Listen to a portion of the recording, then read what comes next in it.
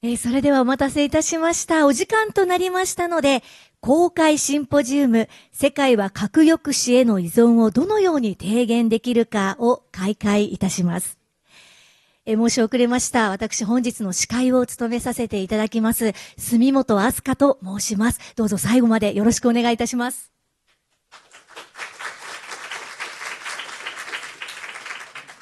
ありがとうございます。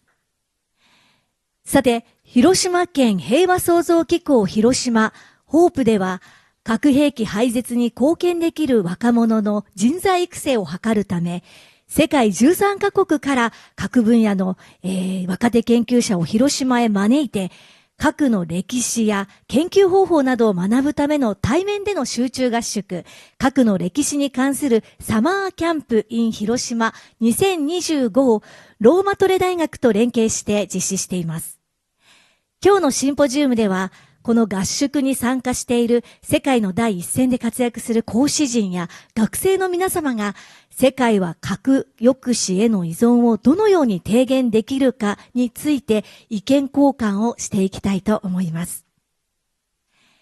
それでは、開会にあたりまして、主催者であります、広島県知事、平和創造機構広島、ホープ代表の湯崎秀彦から一言ご挨拶申し上げます。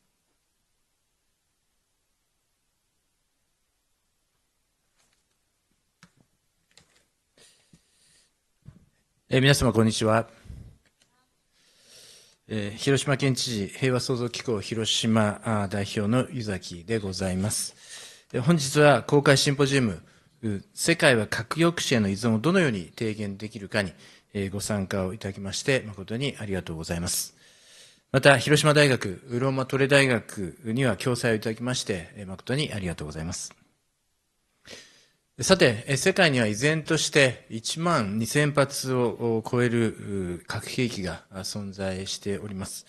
ロシアによるウクライナ侵略の長期化、あるいは中東情勢の悪化など、核兵器をめぐる国際情勢は大変厳しいものがございます。核兵器が二度と使われてはならないという核のタブーが打ち破られるリスク、そういった危機的な状況にあります。一方で、日本被団協のノーベル平和賞受賞を受けまして、被爆地広島への注目も高まっておりまして、被爆終戦80年の今年を核兵器廃絶に向けた取り組みを一層加速する転換点にしなければならないと感じているところであります。そのためには核兵器がその存在そのものが大きなリスクであり、その使用を防ぐ唯一の確実な方法は廃絶しかないと国際社会が理解する必要がございます。本件、そしてホープにおきましても、遅くとも被爆100年にあたる2045年までに核兵器を廃絶することを目標に取り組みを進めておりまして、その取り組みの一つとして、核兵器国、あるいはそのいわゆる傘の下にある国に対して、核抑止論からの脱却と、核軍縮に向けた具体的な行動を促すため、核抑止に依存しない新たな安全保障政策を目指して研究を進めているところであります。本日のシンポジウムにおきましては、世界は核抑止への依存をどのように低減できるかをテーマに意見交換を行っていただく予定としております。ご登壇いただきますのは、本件、そしてホープが広島に誘致をさせていただいた核の歴史に関するサマーキャンプにご参加中の皆さんです。第1部は講師陣によるセッションですけれども、広島にですね、これだけのもう世界の本当にトップのですね、この講師の皆さん、大学や研究機関の専門家の皆さんが集まっていただけるというのは稀有なことではないかと思います。その皆さんによるセッションであります。そして第2部は将来有望な核分野の研究者の皆さんによるセッションです。核抑止への依存の低減についての議論を大変楽しみにしております。終わりになりますが、核兵器は必ず廃絶しなければなりません。本日のシンポジウムを契機といたしまして、核兵器のない平和な国際社会に向けて、さまざまな取り組みが進展することを心から記念いたしまして、ご挨拶と変えさせていただきます。本日はどうぞよろしくお願いいたします。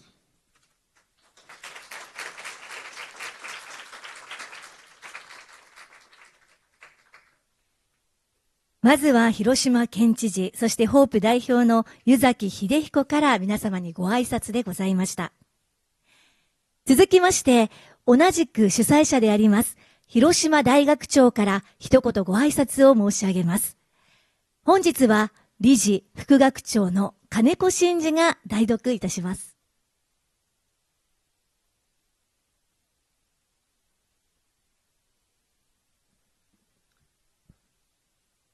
Distinguished guests, colleagues and participants, good afternoon. My name is Kaneko. I'm Executive Vice President for Global Initiative at Hiroshima University. President Ochi is unable to be here today due to his other official business. I would like to deliver his remarks on his behalf.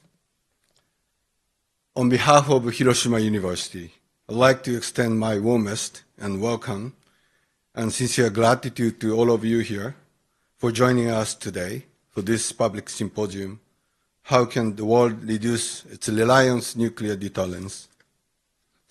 This symposium, co-organized by Hiroshima Prefecture, the Hiroshima Organization for Global Peace, Roma Tolle University, and Hiroshima University, brings together leading experts on nuclear issues from the United States, Italy and the United Kingdom, China and Japan, as well as the next generation of young scholars and students. Together, we have gathered here to engage in serious and meaningful discussions on how the world can reduce its dependence on nuclear deterrence and move forward the reduction and eventually the total elimination of nuclear weapons. As the only country to have experienced the devastation of atomic bombings in war, and as people living in Hiroshima, a city marking the 80th remembrance of the atomic bombing this year, we have a responsibility to voice the call for the realization of a world without nuclear weapons. Today, as strategic competition intensifies, great and major powers are once again increasing their reliance on nuclear deterrence. We now face a heightened risk that the nuclear weapons might be used again more than 80 years after their first use here. At the same time, the progress of nuclear disarmament has stalled, or in some cases even reversed. How can we halt and reverse this dangerous trajectory has become an urgent challenge for all of us. Mark Twain once said, "History doesn't repeat itself, but it often rhymes." While the past may not return in identical form, similar conditions, similar arguments, and similar outcomes can and do recur. We must learn from history so that we do not repeat its tragedies. As the nuclear landscape grows ever more precarious, it is all the more essential that we reflect upon the past, confront the reality of the present, and vision a better future. This symposium is designed precisely with that perspective in mind. Hiroshima University, as a distinguished center of learning guided by its principle of the pursuit of peace, has steadfastly and proactively engaged in its mission to contribute to the well-being of humankind by realizing a free and peaceful society.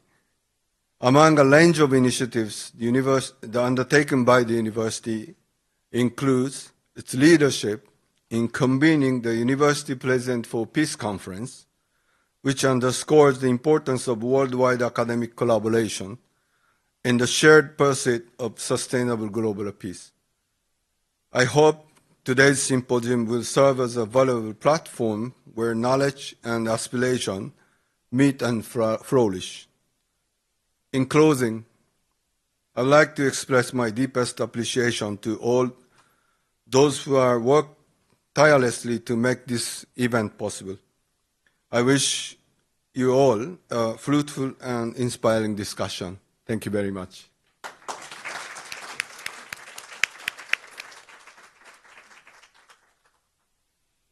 主催者であります広島大学長からのご挨拶を理事、副学長の金子真嗣より代読いたしました。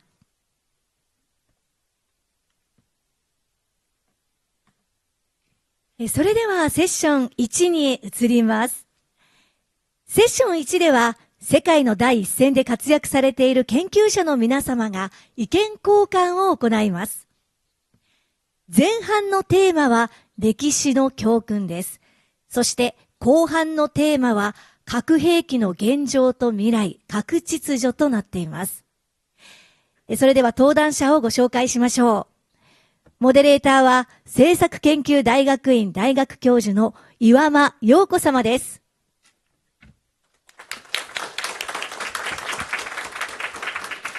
続きまして6名のパネリストをご紹介いたします。ロンドンスクールオブエコノミクス教授のマシュー・ジョーンズ様です。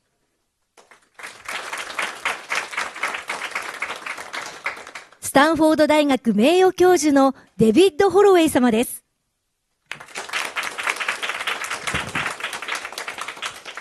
マサチューセッツ工科大学核セキュリティ政策研究所研究員のマリアナ・ブジェリン様です。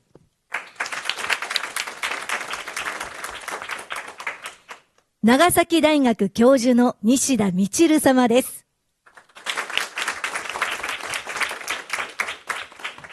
カーネギー国際平和財団核政策プログラムシニアフェローのトン・ジャオ様です。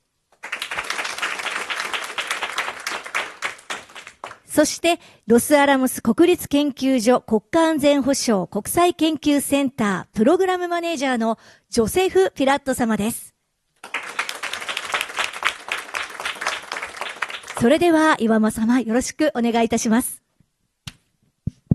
はい、ご紹介ありがとうございます。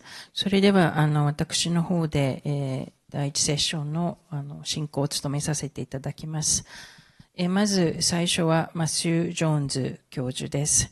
ジョーンズさんは、英国の、戦略核抑止力の、公式の歴史家でもあり、また核の歴史、イギリスと核兵器の歴史、それから、東南アジアの脱植民地化に関するたくさんの研究をなさっています。日本にも非常に関連が深い研究としては、アフター広島、広島の後というご著書がありまして、そこでその広島の後、世界が核兵器を使うギリギリのとこまで何度か行った歴史上のエピソードを扱っておられます。本日は1986年のレーガンとゴルバチョフの間のレキャビックサミット、ここで世界は核兵器の廃絶の合意、かなり近くまで行ったと言われているんですけれども、そこのお話をしていただきます。では、ジョーンズさん、お願いします。Thank you very much, and I'd like to say thank you for everyone coming along today and online as well, if anyone is tuning in online. I'd like to thank Hiroshima University for hosting this important meeting, and I'd also like to thank the Governor for supporting the activities of the summer camp of the last few days, where we've assembled some of the most promising young scholars from around the world to discuss nuclear history. So I want to take the next few minutes to discuss a key moment, and a remarkable moment towards the very end of the Cold War, when two leaders contemplated and attempted to find a basis for a nuclear-free world. And of course, I am talking about the Reykjavik summit of October 1986 between the US President, Ronald Reagan, and the General Secretary of the Communist Party of the Soviet Union, Mikhail Gorbachev. By the time of their Reykjavik meeting, both leaders were or had become nuclear abolitionists and disillusioned by the dangers and insecurities of the Cold War. So how did they both arrive at this point in time? Reagan's early rhetoric about the Soviet Union and the arms race and his nuclear policies when he became president in 1981 did not look promising, to say the least. He had been a member of the Committee of the Present Danger in the late 1970s in the United States. This was an organization which was alarmed by the Soviet military build-up at that time of their longer-range ballistic nuclear missile forces. It was an organization very critical of arms control agreements with the Soviet Union, including the SALT II treaty, which would be concluded in 1979. When he entered the White House in 1981, Reagan presided over a dramatic increase in US defense spending and increases and modernizations of US nuclear forces.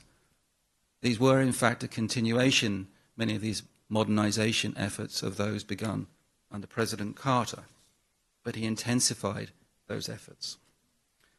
And in his speeches in the early years of his presidency, he condemned the Soviet Union as an evil empire and called for consigning communism to what he called the ash heap of history. This all seemed a long way from the language of peaceful coexistence of the 1960s or of détente from the 1970s. Reagan's Strategic Defense Initiative speech of March 1983, sometimes known as the Star Wars speech, calling for a futuristic defense of America's cities from Soviet nuclear attack, also seemed to many threatening or destabilizing and not reassuring, despite his arguments that SDI could lead, in fact, to a nuclear-free world. So many, SDI suggested the United States could somehow insulate itself, protect itself from the dangers of nuclear war, and would take them less seriously. However, Reagan seems to have gone through a genuine turn in his attitudes and approaches in the winter of 1983-84. There are several reasons advanced for this, perhaps because he was alarmed by the war scare that took place in late 1983, when tensions between the Warsaw Pact, the alliance, the military alliance led by the Soviet Union in Europe, and the NATO countries reached a very high point. People have also pointed to Reagan's belief that the United States could now negotiate with the Soviet Union from a position of strength because he had built up America's defenses since coming into office. He also began to understand that the Soviet leadership took a view of the United States, that the United States now was a deeply threatening and aggressive country. This is something which almost amazed him, but he understood now how his policies were being read in Moscow. He also was domestically, at least in 1984, in a strong political position at home and would in fact win a convincing re-election in the November 1984 elections. But Reagan still needed a Soviet leadership with which he could negotiate and have a dialogue. And one finally arrived with the advent of Mikhail Gorbachev in March 1985 as Soviet leader. Gorbachev was unhappy with the dynamics of the Cold War. He saw a genuine need for new thinking, to break away from the impasse of the past, to bring about a new era of peace in Europe particularly. And he was surrounded by advisors that he brought in to the Kremlin of a similar mind. Domestic restructuring of the economy and society had, in his view, to be accompanied by a curbing of the Soviet military complex and the high military expenditure which the Soviet Union had been incurring. And finally, a very powerful influence on Gorbachev's thinking was the Chernobyl nuclear disaster and accident of April 1986, where a Soviet nuclear reactor experienced a major catastrophe, which spread contamination across the Soviet Union and illustrated for him the dangers of nuclear fallout. In November 1985, Reagan and Gorbachev met at Geneva and established an understanding, a rapport at least. They got on, they related to one another. But by 1986, a stalemate had been reached in US-Soviet arms control talks in Geneva. And in September of 1986, Gorbachev suggested a meeting with Reagan in Reykjavik in order to break that stalemate. And over 2 days of talks in the Icelandic capital, they moved close to an agreement which would abolish all their nuclear weapons over a 10-year period.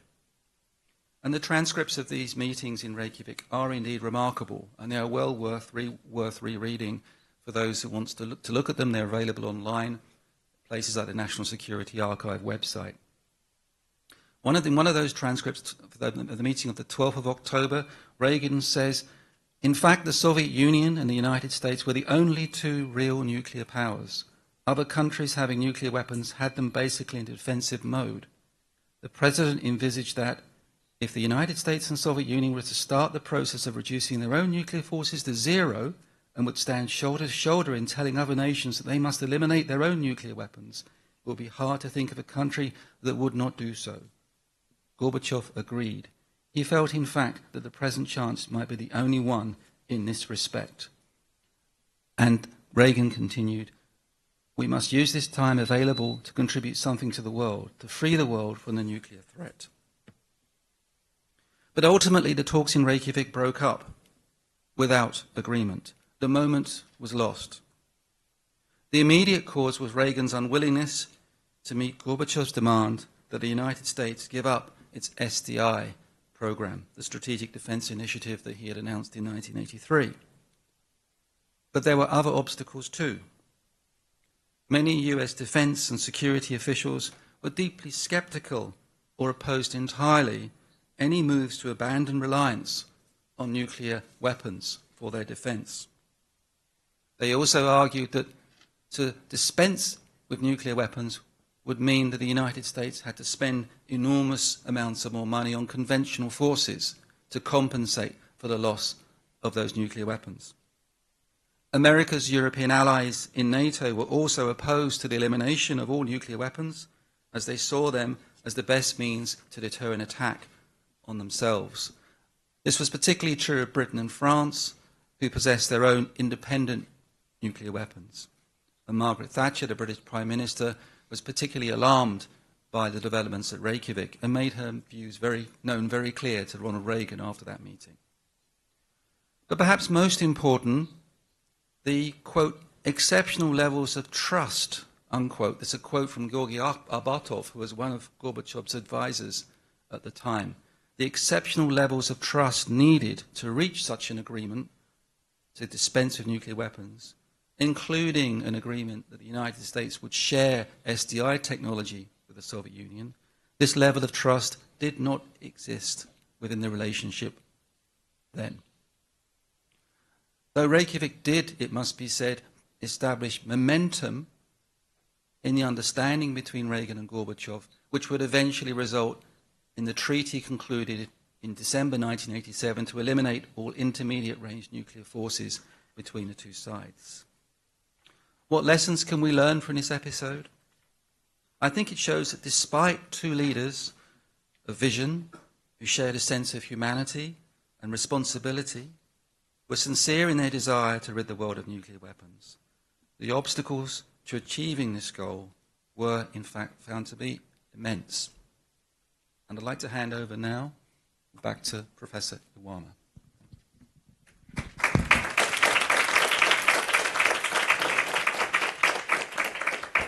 ありがとうございました。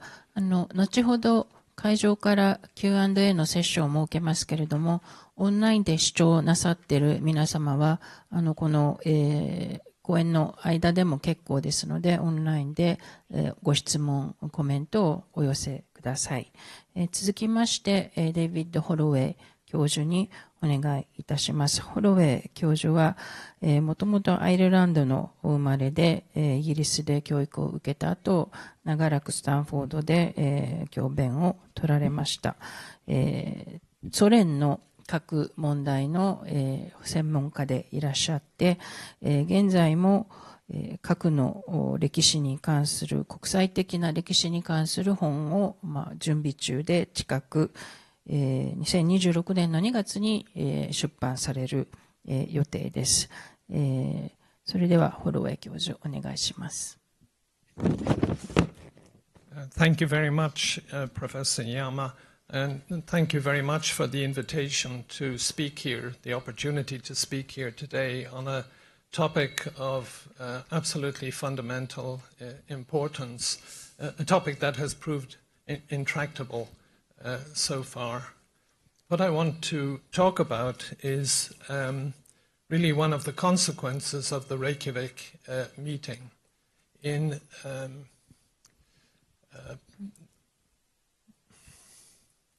2006, George Shultz, who had been Reagan's Secretary of State and present at Reykjavik, organized a seminar at Stanford, where I was teaching, to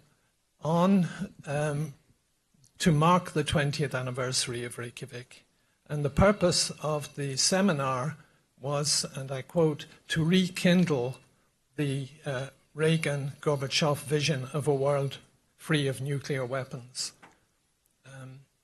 The seminar was partly retrospective, but partly focused on current issues, an attempt to, if you like, to use the spark lighted at Reykjavik to give new impetus to the goal of a world free of nuclear weapons. The outcome of the seminar was an article published in the Wall Street Journal in January 1987 by George Shultz, Henry Kissinger, William Perry, and Sam Nunn, calling for a world free of nuclear weapons. The article made a big impact, in part, of course, because of the renown or the fame of the four authors, and also because these are authors who had been involved in nuclear weapons policy and who had played a big role in formulating US nuclear weapons policy. So it was remarkable, or seen as remarkable, that they would come out and call for a world free of nuclear weapons. The article, I was involved in that seminar. I signed the article because there are the four main signatories, but at the bottom of the article in small print there are a number of other names, and one of them being mine.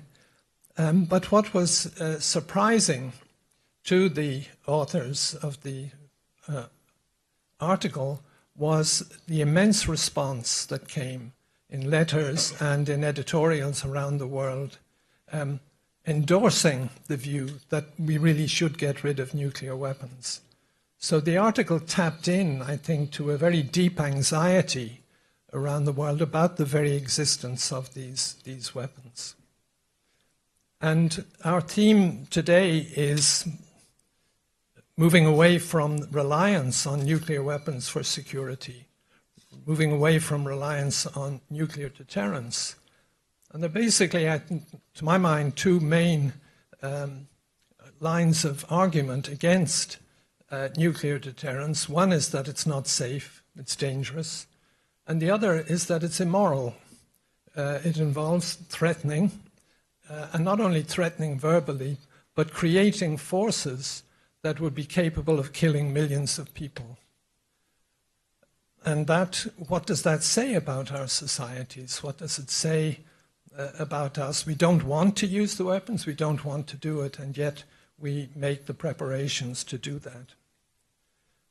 The article the Wall Street Journal article, because it kindled, because it elicited a very much larger response than the main authors anticipated, created the impetus to carry on a project based at Stanford to try to explore how one would reach a world free of nuclear weapons, what steps one should take.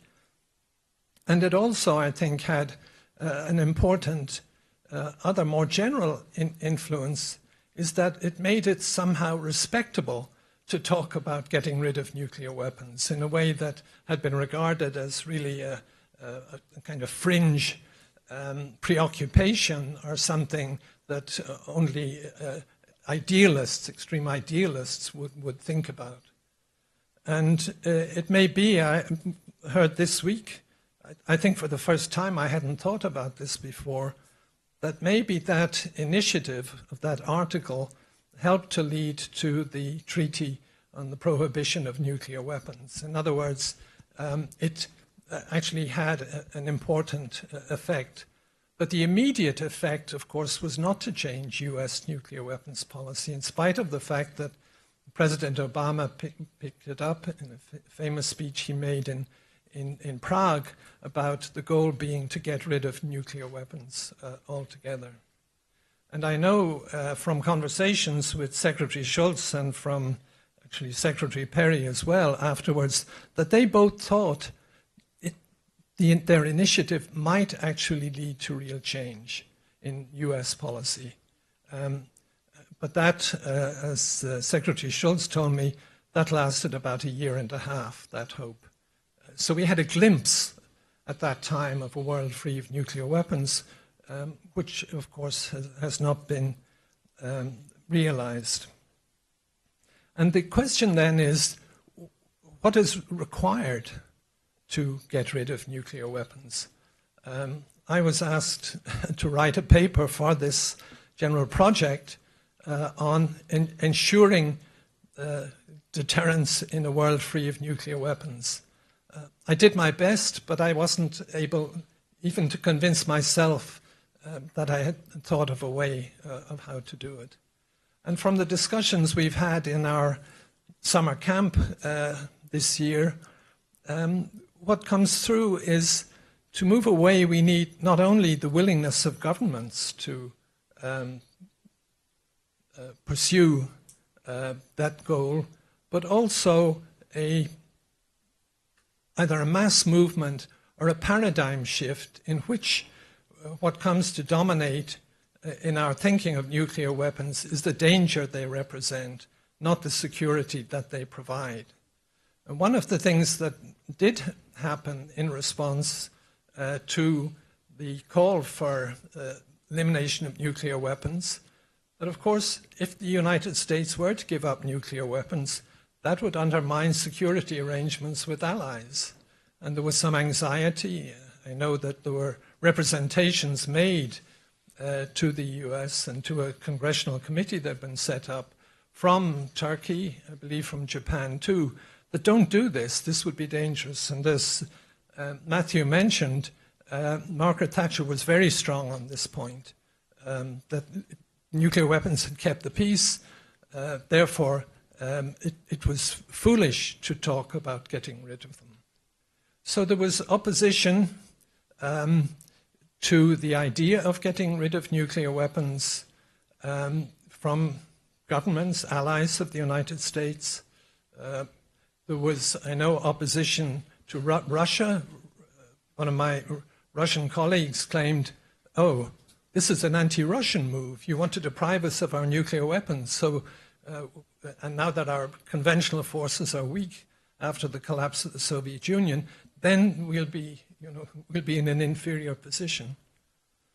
But I think I'm convinced, not convinced, it seems that to get rid of nuclear weapons, we need both practical proposals at the government level, but also a much broader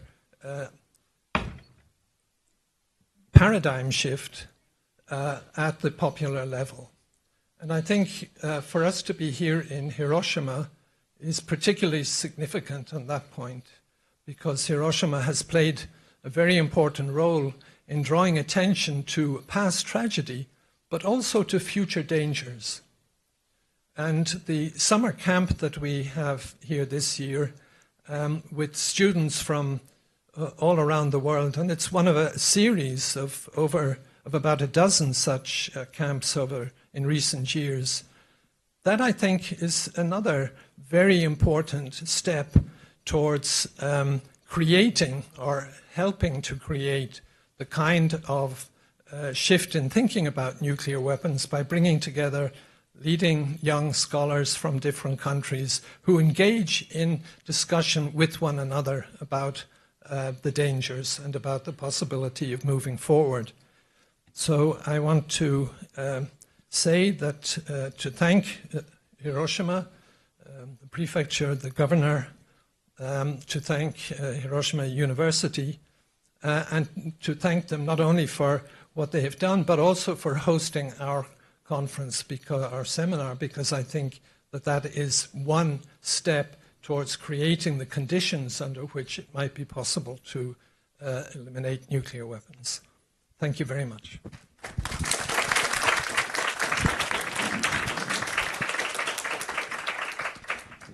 ありがとうございました。続いて歴史セッションの最後はマリアナ・ブジェリンさんにお願いしたいと思います。ブジェリンさんはウクライナのご出身で、今までの代表作にソ連の崩壊時の、ウクライナの核撤去、核非核化に関するご研究があります。この問題は特にロシアとウクライナの戦争開始以来、さまざまな場面で議論されてきたことですので、本日も歴史を振り返りながら、ロシア・ウクライナ戦争における核の問題についてお話しいただけると思っています。よろしくお願いします。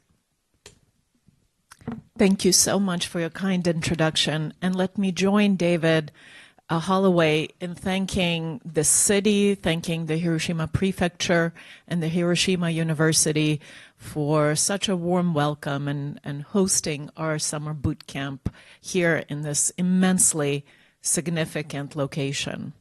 It is my first time in Hiroshima, and it's a nearly religious experience to go to the site of the bombing, to go to Ground Zero, to go to the Peace Museum, and to honor those who had suffered from the nuclear blasts. In preparing for today, I chose to wear this necklace. It is made by a Ukrainian artist from Japanese beads. And I thought it was symbolic because if you think about it, both Japan and Ukraine have been marked by the atom in very significant ways. Both have experienced major civilian nuclear reactor accidents, and both have been affected by nuclear possessors in very different ways, of course.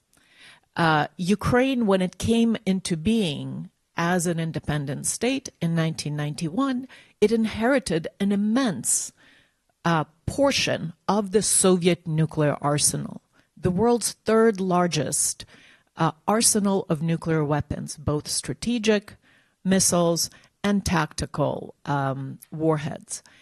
And it was faced in its first very formative years of independence with making a decision as what to do with this very unusual inheritance. And after 3 years of deliberation, Ukraine did make a decision to get rid of this nuclear arsenal, to join the Treaty on the Non-Proliferation of Nuclear Weapons as a non-nuclear weapons state. In exchange, it negotiated a deal. Part of the deal was Ukraine's demand for security commitments from nuclear states, that giving up this strategic asset, let's put it that way, would not have negative consequences for Ukraine's security, given that Ukraine was in a rather difficult neighborhood, living next to Russia, which was a nuclear and remains a nuclear weapon state, and that relations with this bigger nuclear-armed neighbor have been difficult from the very beginning, right? So Ukraine was fearing for its security. As a result of the negotiations, the nuclear powers, the depository states of the NPT, the United States, the Russian Federation, and the United Kingdom, signed the so-called Budapest Memorandum on Security Assurances to Ukraine, in which not only did they undertook kind of the general commitments of nuclear states towards all non-nuclear weapons members of the NPT, such as not to use nuclear weapons against these states, not to threaten them, with them to seek action at the UN Security Council should these issues arise, but more general assurances to respect Ukraine's territorial integrity, to abstain from the use of threat or threat of force, any force, conventional force included, to respect Ukraine's sovereignty, right? Fast forward 20 years to 2014, one of the signatories of this Budapest Memorandum, the Russian Federation, breaches Ukraine's territorial integrity, annexes part of Ukraine's territory, the Crimean Peninsula, and starts fueling the war in the eastern part of Ukraine. Other signatories of the memorandum take a very minimalistic view of their obligations under this document. And while some sanctions are levied on the violator and the Russian Federation, generally the crisis in a way blows over. And could be argued that this lukewarm reaction contributed possibly to the decision later on by the same violator, by the same aggressor state in February 2022 to recourse to begin to embark on a full-scale invasion of Ukraine. Now, so far, this war, the Russo-Ukrainian war, that has been going on for 3.5 years, it's in its 4th year, has been fought with conventional arms only. It's a conventional conflict. However, it is fought under a nuclear shadow. It is a nuclear crisis. It is rife with many nuclear risks and dangers. I will list just some of them, right? There's a risk of the widening of this conflict, the spilling over to the NATO countries, right? In which case, the largest structure of nuclear deterrence between two nuclear-armed adversaries will be tested. So far, it seems that the strategic deterrence has held. Russia has abstained from direct attacks against other nuclear possessors, right, such as the United States and its NATO allies covered by extended nuclear deterrence, right? Even though the last week we've seen incursions into the Polish airspace by Russian drones. But it seems that there is some restraining effect from nuclear deterrence, right? At least on the Western side, there is very much a consideration of the dangers of nuclear escalation and caution about the degree to which Ukraine is supported and the participation of Western countries in this conflict. There's, of course, Russia's abundant nuclear signaling, various threats emanating from Kremlin, but also from the public space, from TV programs, political talk shows, where everyone is threatening to, nuke Ukraine and Europe or both, right? And that rhetoric, that signaling, is rather used for political coercion to influence Western countries not to provide arms to Ukraine, to minimize their support for Ukraine, right, and to intimidate Ukrainians themselves. That that nuclear rhetoric has worked only partly. So it is true that Western countries have been, despite their generous support for Ukraine and the provision of military equipment and weapons, have considered each one of those weapon systems very carefully. Every time it took time to make these decisions because of the very justified fear of nuclear escalation. Now, it has failed to intimidate Ukrainians, and that kind of brings attention to exactly when nuclear threats actually work. If your survival as a nation is on the line, will you be easily intimidated by nuclear threats? Or is it just choose your way to die, whether in a conventional conflict or in a nuclear conflict? So that provides some learning about the workings of nuclear threats. Then, of course, there's a very real threat of Russia's nuclear use in Ukraine. And let me emphasize, that would not be a failure of deterrence. Ukraine is not protected by nuclear deterrence of its own or of that of a nuclear deterrence extended by an ally. It would be very similar in a way to what happened in this country 80 years ago. A nuclear armed state using a nuclear weapon against a non-nuclear armed state with no threat of retaliation to deter it.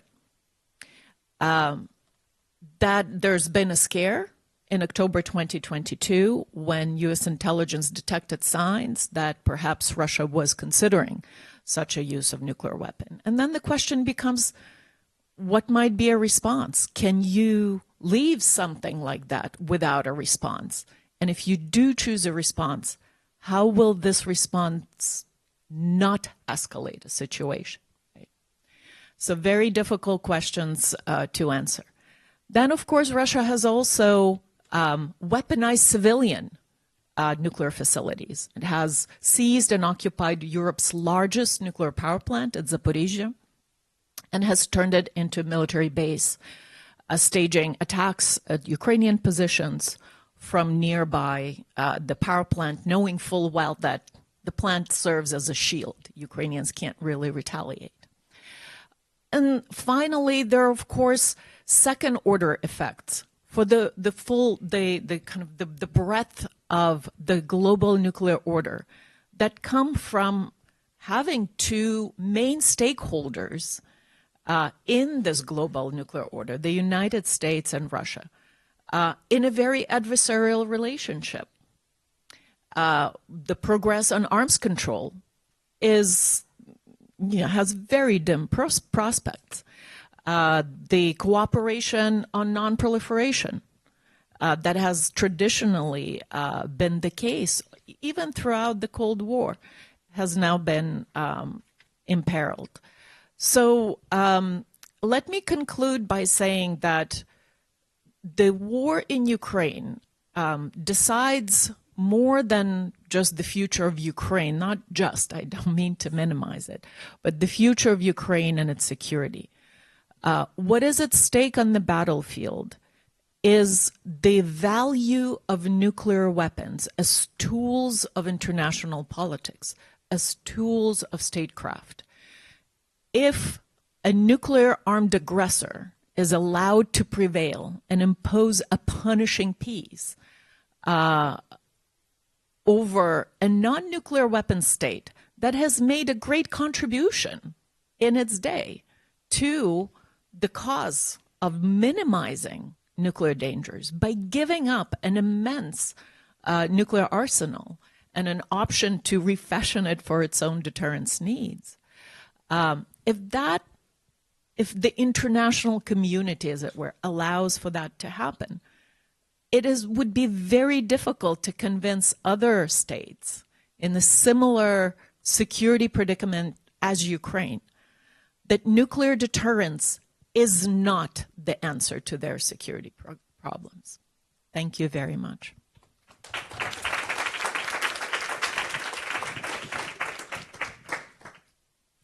ありがとうございました。それではここでいくつか質問を取りたいと思います。ご質問がある方は挙手をお願いいたします。そちらの方、マイクが来ますので少々お待ちください。Thank you very much. I'm Toshio Umehara. I'm from the Hiroshima Peace Institute of the City University of Hiroshima. And I have actually two questions, one on Professor Jones and then one for Ms. Bujering. Professor Jones, President Reagan visited Japan in autumn '83, and he made a speech at the Japanese Diet that basically saying nuclear wars cannot be won, and that's before the Geneva summit. And how much do you think this sort of the input or the experience of Reagan in Japan affected his commitment to nuclear abolishment, later capitalized in Reykjavik? That's the question for Professor Jones. And for Ms. Bujering, from what I gathered, Ukraine, after the independence, although they have material control over nuclear warheads, they do not possess the control over the use of those warheads. So if that assumption is correct, if Ukraine still persisted on retaining the material control over nuclear warheads, that might lead to Russian intervention earlier than, on the sort of a pretext of getting rid of the rogue state who try to proliferate. Is my understanding correct, or if that assumption is incorrect, please let me know. はい、では2分ずつでお願いします。Thank you for your question.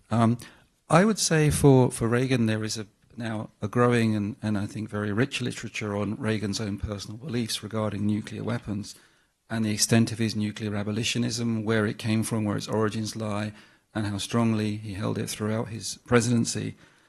I would point more to, I think, that his view of the Soviet Union in the 1970s and early 1980s was extremely, the Soviet Union was a hostile state.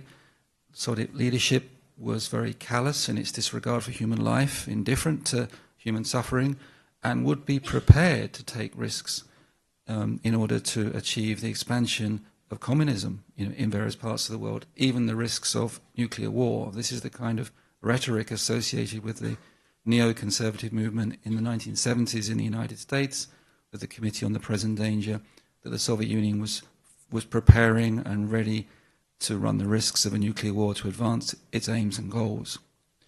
However, once he becomes aware, I think, of the new thinking in the Soviet leadership, he becomes, he enters into dialogue with Soviet leaders, becomes president, he takes on responsibilities of the presidency, he becomes aware of what the consequences of nuclear war would be, the disastrous consequences for humanity of nuclear war would be.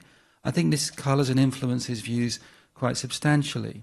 And then that combined, as I said and others have said, in 1983, he begins to appreciate that the Soviet leadership actually regards the United States as the power which is preparing to fight a nuclear war because of its aggressive policies and its nuclear build-up. That combined, I think also there's an important episode where a Soviet espionage officer called Oleg Gordievsky, who is actually a very senior KGB officer, who's providing information to the West and eventually defects to the West. He actually provides information to the West to indicate that actually this is a very serious matter. The Soviet leadership do believe the West could be planning to initiate a war, initiate a nuclear war. And that really shocks Reagan, I think. He really begins to realize actually he has to communicate very directly with the Soviet leadership his own convictions that actually he does not want war, he does not want a war. He actually wants to bring down the tensions of the Cold War and actually move towards a reduction and even an abolition of nuclear weapons. So I think it's a very complicated, gradual process and the various factors that come together. Thank you again for your question. And thank you for the question to me. It's a pertinent one. You're absolutely right that Ukraine at the time did not possess control or launch capacity of these weapons, certainly the strategic part of the arsenal. But Ukraine was part and parcel of the Soviet bomb project. It certainly had the wherewithal, the know-how, the industrial capacity to kind of build up the missing links of a nuclear weapons program and to establish eventually, to refashion what it had inherited into the kind of deterrent force that would work for Ukraine. Now, that would have taken money, that would have taken defying the international community, and as you mentioned, it would have certainly elicited a reaction from Russia. It's hard to play with these counterfactuals now, but I do not believe that back in those days, Russia would have invaded in the kind of way it does now. It would have had other ways to sabotage the program, of course. So it would have been a difficult thing to undertake, but I do understand those people in Ukraine today who, looking back, have some misgivings about that decision. I don't support them, but I understand where they're coming from. Because all those costs that Ukraine would have incurred then, whether it was isolation and sanctions even, or they seem to pale in comparison to a full-scale invasion. That, again, in a protracted war in which Ukraine is essentially disadvantaged. So I think there were also other options between, keeping these particular weapons and giving up these weapons. There's probably a latency or a hedging option for kind of a smart policy making. But again, Ukraine made that decision not only because of the things it wanted to get and things it wanted to avoid, but for the kind of country it wanted to become. It did not want to be, a proliferator. It wanted to be a citizen in good international standing. And again, it is upon this international community to ensure that is not punished.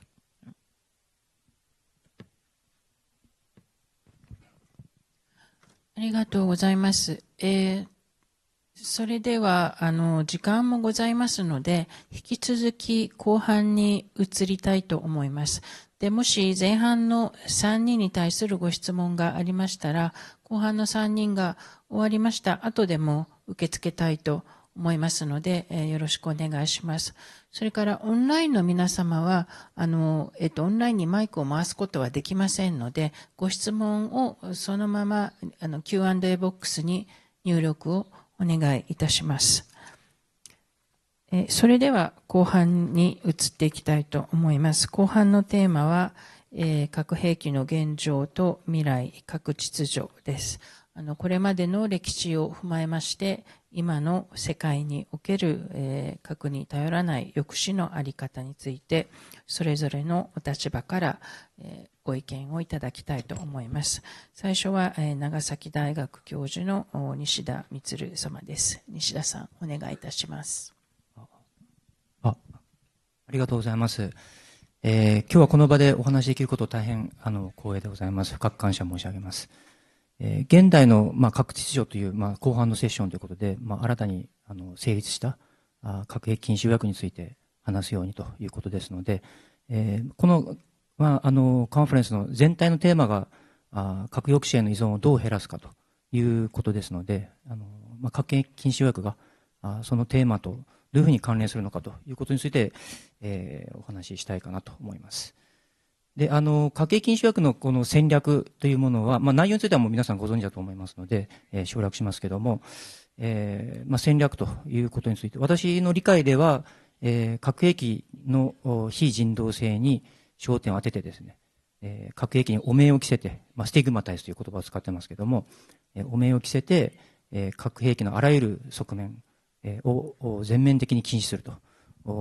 要は核兵器を非正当化することを通じて、各依存国、核保有国のみならず、その同盟国に対しても、じわじわと、圧力をかけて、核兵器を放棄させるというのが、核兵器禁止条約 TPNW の戦略であろうというふうに理解しております。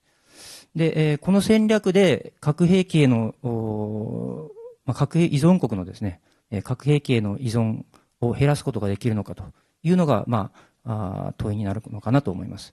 もちろん、そうなることを期待したいというところなんですけども、よくよく考えて実際にどうなのかということですね。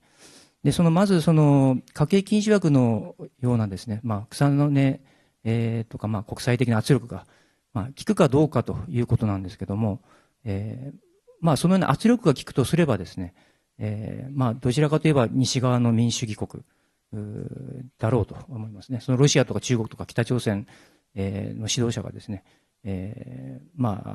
核兵器禁止条約の圧力に対して、聞くということはなかなか考えるのが難しいんだと思いますけども、その場合、その一方にだけ圧力が効いて、もう片方に圧力が効かないとなるとですね、どういうことが起きるのかということですね。その圧力が効く国にとっては、なかなか不利な状態に置かれるという、あるいは不公平に感じるということになるかもしれないと。で、例えば具体的に考えると、今例えばアメリカ、一応民主主義勢力の、リーダー国なわけなんですけども、そのアメリカが核兵器禁止条約の、圧力、ムーブメントに、例えば屈してですね、核兵器への依存度を大幅に下げる。あるいはもう場合によってはもう放棄するということになれば、どういうふうに適正国家というかですね、中国とかロシアとか北朝鮮といった国がどういうふうに考えるのか、あるいはアメリカの同盟国が、どのように考えるのかと。先ほど先ほどのセッション、前半セッションでレーガン大統領とゴルバチョフ大統領がレイキャビクで会ったときに、同盟国が反対したというふうにありましたけども、そういうことが実際に起きる可能性はあると。中国とかロシアとか北朝鮮からすればですね、西側の国が完全な非核兵器国になった場合、一気に力関係がですね、好転するわけですよね。そうすると、むしろ核使用のリスクが高まるかもしれないということですね。つまりそれまでは、アメリカの核によってある意味抑止されていたところが、アメリカの核抑止力が下がる、あるいはなくなるというわけですので、中国、ロシア、北朝鮮からすれば、いつでもというか、仮に核兵器を使ったとしても、核兵器による反撃がない、あるいは、あるとしても、通常兵器による反撃しかないだろうというふうに考えると。そうすると、逆に核使用のリスクが高まるかもしれないと、いうことですね。私は何も今、核抑止を正当化しようとしているわけではなくて、むしろ私自身は核兵器は嫌いでありますし、何とかして核抑止への依存を減らしたいと、いずれはなくしたいというふうに思っているんですけども、そういう現実があり得るということですね。で、先日の平和式典で湯崎知事がまさにおっしゃっていましたけども、抑止の概念から核という、要素を取り除くということが大事なわけなんですけども、その過程で今話したような核使用リスクが逆に高まるような状況になってしまっては、それは本末転倒なわけですよね。ですので、どうやって核使用リスクを極小化しながら、同時に抑止の概念から核という要素を減らす、あるいは取り除くということができるのかということになると思います。で、したがって圧力をかけるという、アプローチは、ある意味対症療法的なアプローチですね。で、やはりなぜ圧力かけたところでそれが効くかどうかっていうのもありますけども、仮に圧力が効いたとしても、それは一時的なものになりかねないと。持続的、要は我々は核兵器のない世界を実現するだけなくて、維持しないといけないわけですね。それ維持するためには、その一時的に、圧力が効いて、核兵器のない世界を達成するだけじゃなくて、持続可能にならないといけないと。その時にですね、やっぱりその核兵器のない、持続可能な世界というものを実現するためには、その国家が核兵器に依存するその背景とかですね、理由を理解して、で、それに対して、対処して、手当てをしていくという根本治療的な考え方が必要になるというふうに思います。これは医療でも同じことでと思いますけども、そこにおいてはですね、各国際政治学、あるいは安全保障という学問が有用になるのではないかというふうに思います。国際政治学の通説ではですね、国家が核兵器を保有する動機として、国家の安全保障、国際政治におけるステータス、地位ですね、それから国内政治、という3つの点を挙げているわけなんですけども、これら3つの点をそれぞれ一つ一つ手当てしていくことで、核兵器への依存を減らしていくと、最終的にはなくしていくということが必要なのかなということだと思います。で、実際にどうすればいいのかというのは、ちょっとここで話す時間はないんですけども、ですので、ぜひ国際政治とか安全保障と、今までその核兵器の禁止という運動と国際政治はなかなか水と油のように思われていたと思いますけども、国際政治ではなぜ国家が核兵器を持つのかということについていろんな研究がなされてますので、そういうところを見ていてほしいというふうに思います。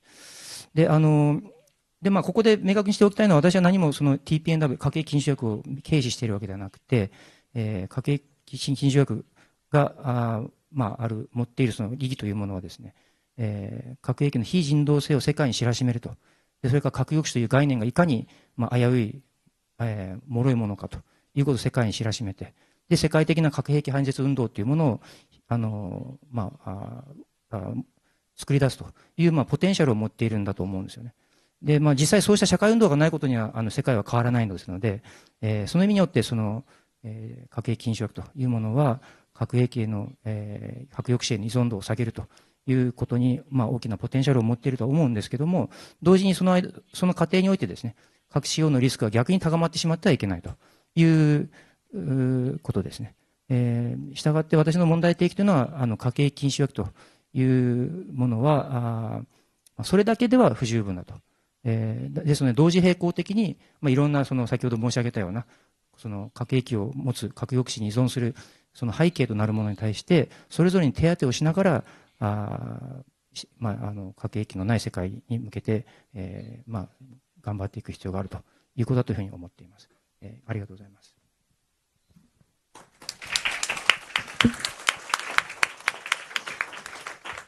西田先生、ありがとうございました。続きまして、カーネギー国際平和財団核政策プログラムシニアフェローのトン・ジャオさんにお願いしたいと思います。トン・ジャオさんは、特に中国を中心とした核兵器の問題についての専門家でいらっしゃい、本日もやはりその中国というところに一つの焦点を当てて、この問題についてご意見を伺いたいと思います。よろしくお願いします。Thank you so much.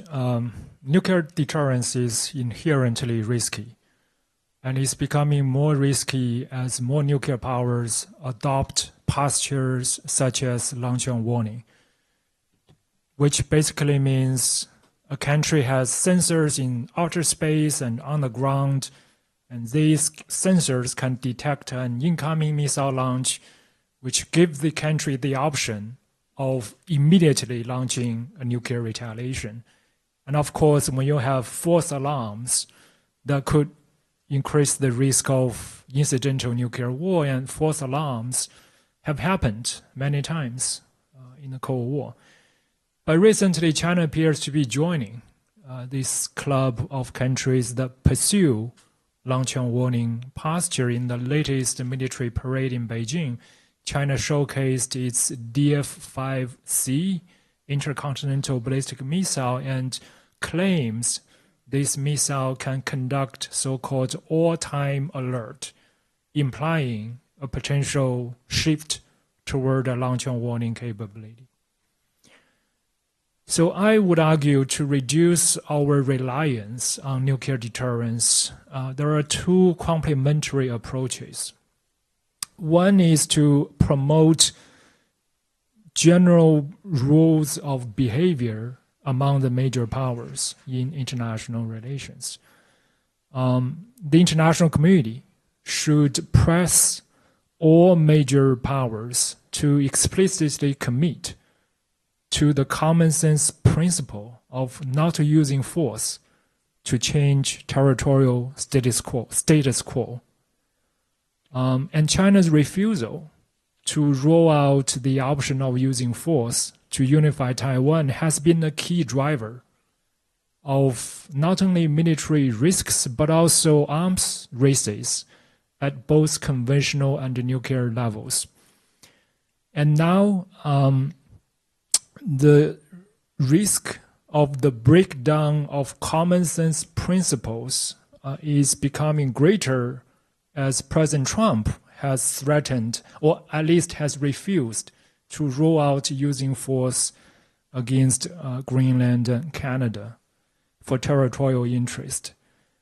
So I would argue peace groups and civil societies in Japan should make this issue a focus of your advocacy. Second approach is to promote concrete measures to curb the arms race. And in the Asia-Pacific region, there is an emerging missile arms race. China, for example, has built the world's largest land-based theater-range missile arsenal. And this has caused other regional countries, including Japan, to also start their own regional range missile programs. And that has, again, made China feel threatened. So for the last few years, China has been promoting very abstract concepts, such as indivisible security, which basically means no one should pursue security measures that would threaten others' security. But such a slogan would be not very helpful unless it is backed up with concrete measures and universal measures to address specific security challenges. And so I think there is an opportunity for a regional discussion about, for example, what types of missiles or deployment strategies would be excessively threatening to neighbors. I think such a regional dialogue could lay the foundation of a regional missile arms control framework. And Tokyo could suggest starting such a regional dialogue, and it could coordinate with other regional players to leverage your collective influence. And finally, China's nuclear buildup has increased American concern about facing two nuclear near peers, Russia and China. And there is increasing U.S. concern that if the U.S. is already in a conventional war with one major power, and then another major conflict breaks out in a second theater, then the U.S. conventional military capabilities would be overstretched to deal with the second theater. And that means the United States may have to rely more on nuclear weapons. I would argue that rather than rushing to build up American nuclear forces, the U.S. should have a debate about whether to prioritize conventional deterrence could actually be more effective. the focus of China's current military development is to win a conventional war. And if the United States loses a conventional war in the region, it loses the entire war. Especially when the United States is now focusing more on its own interests and becoming less willing to sacrifice on behalf of its allies. It is becoming increasingly less credible for the United States to threaten nuclear escalation to save a failing conventional war. And historically, a cycle has been repeated between NATO and Russia. Whenever one side lacked conventional military superiority, it chose to rely more on nuclear weapons. And as a result, we were never able to move away from reliance on nuclear weapons. Right. So I think today the United States faces an opportunity to break this pattern and adopt a more credible deterrence posture that is grounded in conventional capabilities. And US allies like Japan should encourage and participate in such a debate on this issue to ensure prudent decisions. Thank you.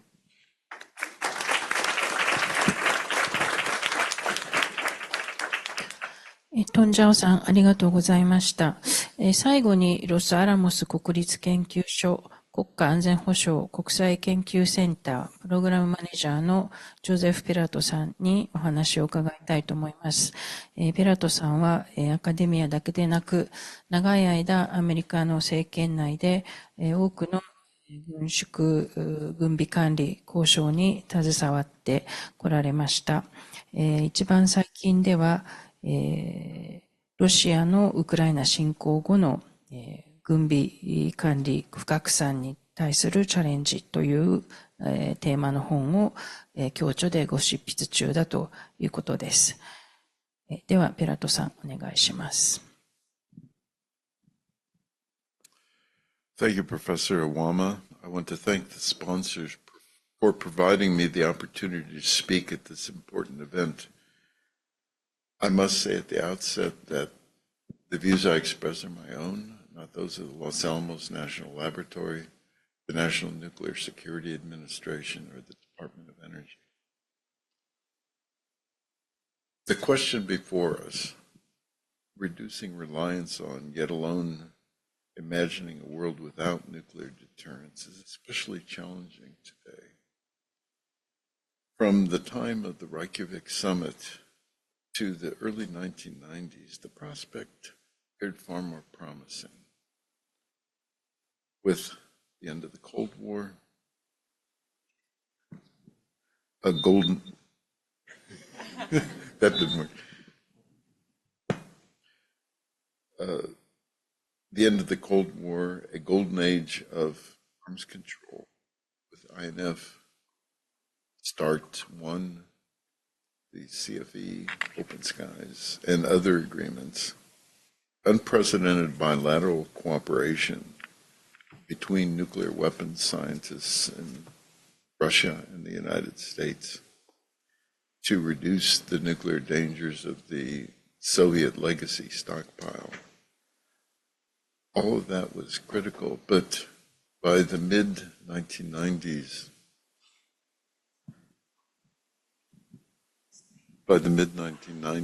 the hope had pretty much... Because it's very loud in his ear, and you can't hear yourself. By the mid-1990s, the hope had pretty much diminished. Today, it's far worse than it was 30 to 40 years ago. We're confronted with a worsening international security environment, marked by a downturn in great power relations, particularly U.S.-Chinese and U.S.-Russian relations. The Russian war of aggression in Ukraine, with its fundamental consequences for the international nuclear order, the nuclear threats, the attacks on Zaporizhia, the violation of negative security assurances through the Budapest Memorandum. The concern about Chinese threats to Taiwan and its nuclear expansion, and increasing concerns about North Korea and South Asia, and uncertainty about Iran's nuclear program after the bombing of key elements of the program during the 12-day war. Reliance on nuclear weapons and deterrence is rising in this security environment. This is particularly clear for Russia. As Tong mentioned, the United States is facing a decision on whether or not we'll increase our reliance on weapons. That decision has not been taken yet. But in addition, many states around the world are developing latent nuclear capabilities and hedging strategies to deal with both regional and global uncertainties and dangers. For the U.S. and its allies, conventional weapons, missile and air defenses, and other capabilities are also growing, in most cases as a way to strengthen nuclear deterrence rather than to replace it. Although at the dawn of the nuclear age, there were nuclear instruments for virtually all military missions, from anti-submarine warfare to mines and artillery. And those missions have been replaced with conventional in most cases. There remains a powerful argument for retaining some nuclear deterrence capability in this environment. The end of nuclear deterrence, if possible in the future, will require significant improvements in the security environment, enhanced conflict management and resolution capabilities, and above all, progress on nonproliferation, arms control, and disarmament, ultimately. But today, security is decreasing rather than improving, and the instruments designed to limit and ultimately eliminate nuclear weapons are all under pressure.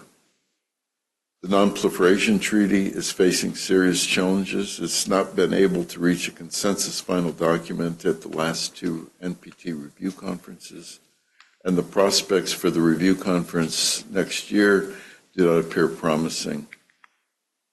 The fundamental issues confronting the NPT, which have led to this lack of consensus, are serious. Many of them have been around since the actual negotiations of the treaty, and they include non-compliance in the cases of North Korea before it withdrew, and Iran, and Iraq and others. It includes a lack of enforcement mechanisms that have been effective. It includes the differences over the progress made on nuclear disarmament, as well as on the manner in which peaceful uses of nuclear energy are regulated.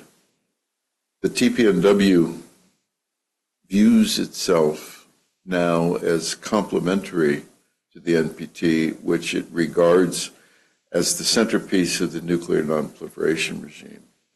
The scope and membership of the treaty make it impossible to think of it as a replacement for the NPT, and I don't believe that most TPNW states believe that. There are also the risks of its impact on democracies versus autocratic states, which our colleague from the University of Nagasaki has mentioned. U.S.-Russian bilateral arms control and the entire architecture built up over the last 50 years, from the SALT treaties to the New START treaty, is now at risk of being lost it's unlikely that when the current New START treaty ends next February, that any negotiations will have begun on its follow-on. I think this is very unfortunate. It's not unprecedented. The same thing happened between the Moscow Treaty and the end of the original START regime and the implementation of New START. But it is troubling, and the prospects for formal arms control in the future is affected by the security environment, and including and especially by the Russian invasion of Ukraine, by Russian nuclear threats and treaty noncompliance, the noncompliance that led to the end of the INF Treaty and Open Skies, by China's refusal to engage in arms control, and by emerging technologies, including AI, artificial intelligence, that could raise questions about the value of arms control in the way it's been practiced for over 50 years.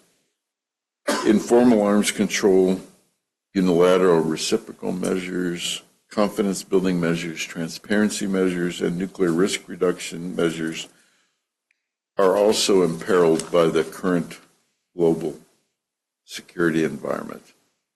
In this environment, the prospects of disarmament appear distant, and to the extent the prospects for disarmament appear distant, the prospects of ending nuclear deterrence remain distant. Are we then to just accept the current situation and do nothing? I believe that there are limited steps that could be very important. They're in many ways underwhelming, but given the current situation, they do, in my view, offer a sense of hope. I think the first thing that's critically important is maintaining the nuclear taboo. It is at risk today more than it has been since the Cuban Missile Crisis. I think we need to sustain the P5 process, which allows dialogue among the 5 NPT-recognized nuclear weapon states, even though it's stalemated today because of Russian behavior and the recent Chinese chairmanship, despite heroic efforts by China, made no progress because of Russian obstruction. I think it's important to try to develop building blocks that will allow us to respond to future opportunities for progress. One of the most important is creating the tools and techniques that would allow verification of nuclear disarmament. Today, if there were agreement on nuclear disarmament, we would not know how to verify it. We've been working on the issue for over 30 years, and we still don't have fully acceptable solutions. We've made progress, and we continue to work, but without that, without really knowing how to verify disarmament, we have a real problem. And I think, finally, we have the opportunity. Mutual interests appear like a relic of the past today. But mutual interests between the United States and the Soviet Union and then Russia, including mutual interests with China as Chinese nuclear forces developed, were important during the Cold War and for a long time after. I don't believe they just disappeared. The question is, how can one revive mutual interests? There are a number of areas where there are prospects. Thinking about some management of artificial intelligence and its impact in the nuclear sphere. It's an area that should be an area of mutual interest. Efforts to control in some fashion, probably more informally than formally, the prospect of fractional and multi-orbital nuclear systems that pose a real decapitation threat is another area where there is undoubted mutual interest. The final one has been developing and exercising new channels for crisis communication, which is absolutely critical for the future, and it showed itself as important after the Cuban Missile Crisis leading to the hotline, and it's even more important now in a multinational, multipolar world where communications is central and where the prospect of disinformation, misinformation, and deep fakes is all too real. Thank you.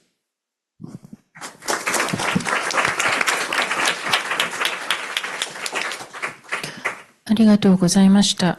それでは残りの時間でご質問を受け付けていきたいと思います。今回、最初のセッションから6人全員についてのご質問を受けようと思います。じゃあこの前からお願いします。前の女の方。Thank you very much for your very insightful comments. And I have two questions, one for Professor Holloway from the first session, and the second question to Senior Fellow Joe. So first question is, you mentioned powers a world without nuclear weapons. You mentioned that two conditions are needed in a practical proposal for the government and also paradigm shift for the popular level. So I'm wondering, in what conditions do you think you can convince yourself? What kind of elements are needed to reach that goal? That is my first question. And the second question is a little bit related to my first question. And Senior Fellow Zhao, you also mentioned that such conditions towards nuclear or without nuclear weapons. So from your capacity, what kind of advice would you like to do for the Chinese government? I'm interested to hear both comments. Thank you. ありがとうございます。いくつかご質問を集めてから返答をさせていただきたいと思いますので、他に質問のある方、じゃあそちらで。Thank you very much. Terrific panels, both of them. My question is to Professor Nishida on the TPNW. I'm wondering if you can comment a little bit about countries. I mean, we heard quite a lot about the tension between deterrent security and abolition, but there are countries like Marshall Islands that have been one of the advocates of the TPNW, for instance, but have not signed it. And that has to do with victims' assistance, lack of resources, that if they do sign the TPNW, they will be actually liable to pay in terms of victims' assistance. So there is some question of resource status going on, even for countries that are on the side of abolition. So if you could comment a little bit about that so we can have a bit more nuance in the conversation. Thank you. もう一つじゃあそちらの男性の方。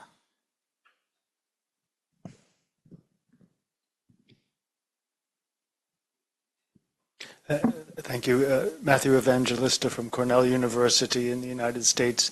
My question is also for Professor Nishida. I wonder if we imagine one day Japan decides to join the Treaty on the Prohibition of Nuclear Weapons. It tells the United States we no longer want to be under the nuclear umbrella. We no longer want the United States to threaten to do to the civilians of another country what it did to Japan in 1945. That day comes, what would be the implications for Japan? Is there some country that wants to attack Japan or invade Japan, what would be the alternatives to nuclear deterrence for Japan? Because after all, most of the world's countries do not rely on nuclear weapons for their security. What alternative measures might be suitable for Japan to resist any kind of threat to its security? Thank you. はい。それでは、ホロウェイさん、ジャオさん、西田さんの順番でお願いします。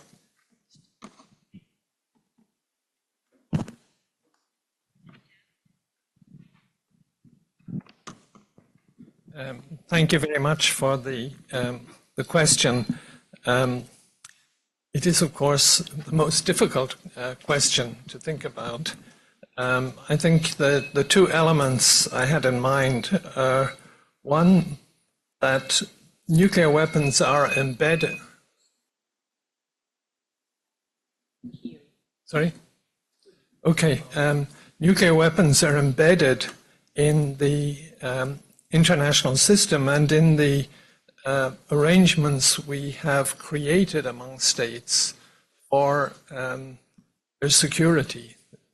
Alliances, extended deterrence, nuclear deterrence of the policies of the nuclear weapon states. And we have tried through various instruments to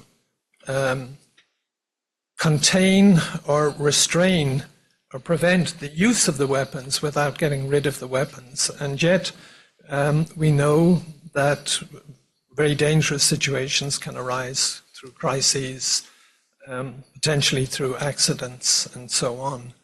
So the one element of moving to a world free of nuclear weapons is in fact having to reimagine and restructure those relationships, because the nuclear weapons are essential to some of those relationships at the moment. And that people have thought about that, but of course it takes a great, I won't say leap of imagination, but enormous willingness to restructure the way in which we think about the international system. So that's that element. But I think that won't happen unless there is a much broader sense in civil society that this is not how we should be organized. And that, how that might come about is difficult to imagine, but it looks like a precondition. Of course, one trigger to that kind of change would be maybe use of nuclear weapons on a small scale, or a crisis. The Cuban Missile Crisis did lead to steps to as well understand just how dangerous the situation was, and the need for measures to prevent further crises. I mean, we mentioned the hotline, the partial test ban treaty, and also the arms control negotiations that began later in the 1960s. But that's, of course, not a recommendation that let's have a dangerous crisis and use of nuclear weapons to transition to a world in which the role of nuclear weapons decreases to the point of their elimination. In a sense, the popular shift seems to me to be required is the sense that what nuclear weapons give us is more danger than reassurance, more danger than more insecurity than security. And that could involve then, of course, a world in which you don't have nuclear weapons. You have to have institutions to prevent breakout from that world, either through, well, if it's through proliferation, proliferation will be responded to by other states acquiring nuclear weapons, but also to attempt to exercise even greater control over nuclear materials. I mean, the major is in the discussions about the Schultz et al. Proposal, one of the major objections was, well, what do you do about a state that hides, 100 kilograms of uranium-235 and then suddenly produces a nuclear weapon?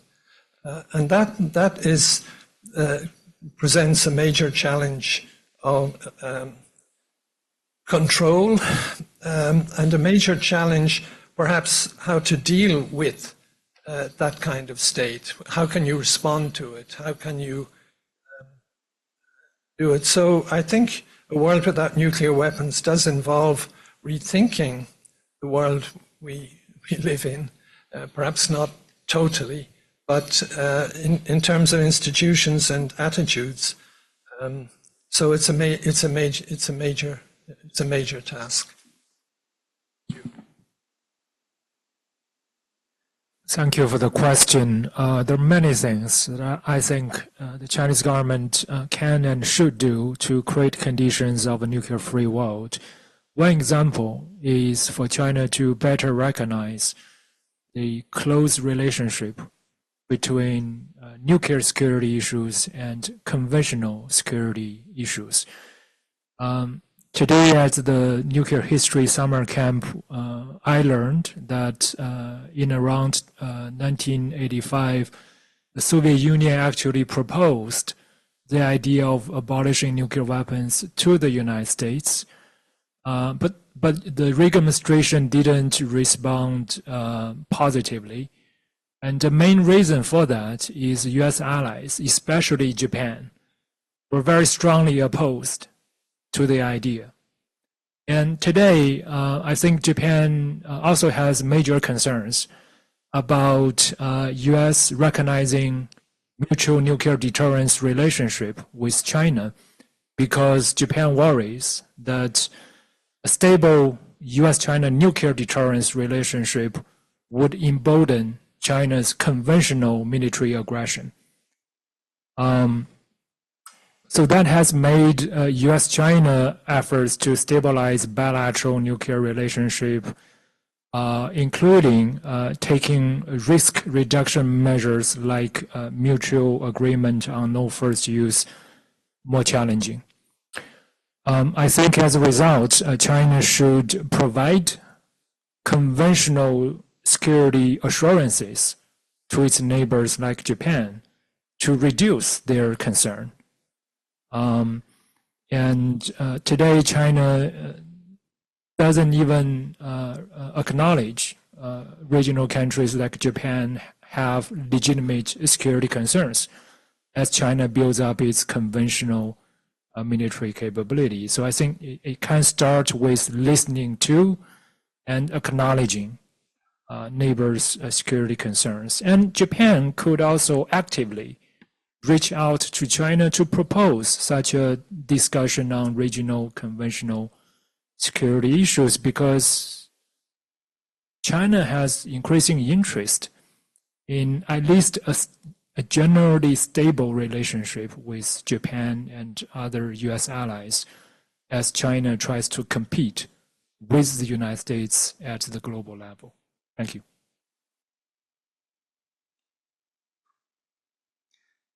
そこ日本語か。ありがとうございます。まず1点目の質問なんですけども、マーシャル諸島がリソースが足りない、要はその犠牲者支援のために、その国内法を整備しないといけない、そういうふうになるとなかなか財政的に厳しいので、TPNW に、批准できないという理由を挙げてるのは私も承知してるんですけども、もしかしたら確かにそうかもしれないですね。で、他方で本当にそれだけなのかっていうのもちょっと、一つ疑問があって、アメリカとの安全保障上の、取り決め、マーシャル諸島を結んでおりますし、あとそのアメリカの核ICBM ですね。ICBM の発射、試験場をそのマーシャル諸島は、貸してるわけですね。そうすると、TPNW では核兵器保有国に対して、いかなるその核兵器の関するその禁止された事項についてアシストすることが禁止されてるんですね。ですので、マーシャル諸島がもしこの状態で、核兵器禁止条約に入ると、そもそも核兵器禁止条約に違反する可能性があるんですよね。だからそっちの可能性もあるんじゃないかなっていうふうに実は思っています。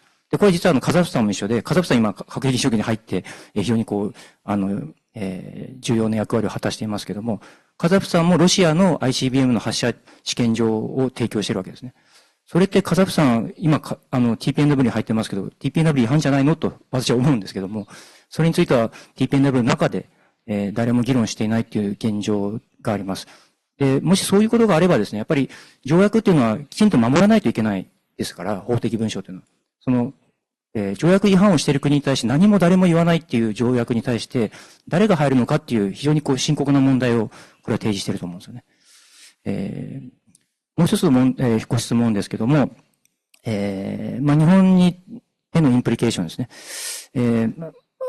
どういった国が、インベードするかということなんですけども、それはわかりませんけども、例えば中国が台湾を併合したいと、これは非常に強い意志を持っているわけ。それは武力によるのか平和的な方法によるかって、どちらもあり得るわけですけども、仮に武力による、台湾を併合するということであれば、中国も台湾もですね、尖閣は台湾省の一部だというふうに、位置づけてますので、そうすると台湾を併合するときは尖閣諸島も併合しないといけないんですよね。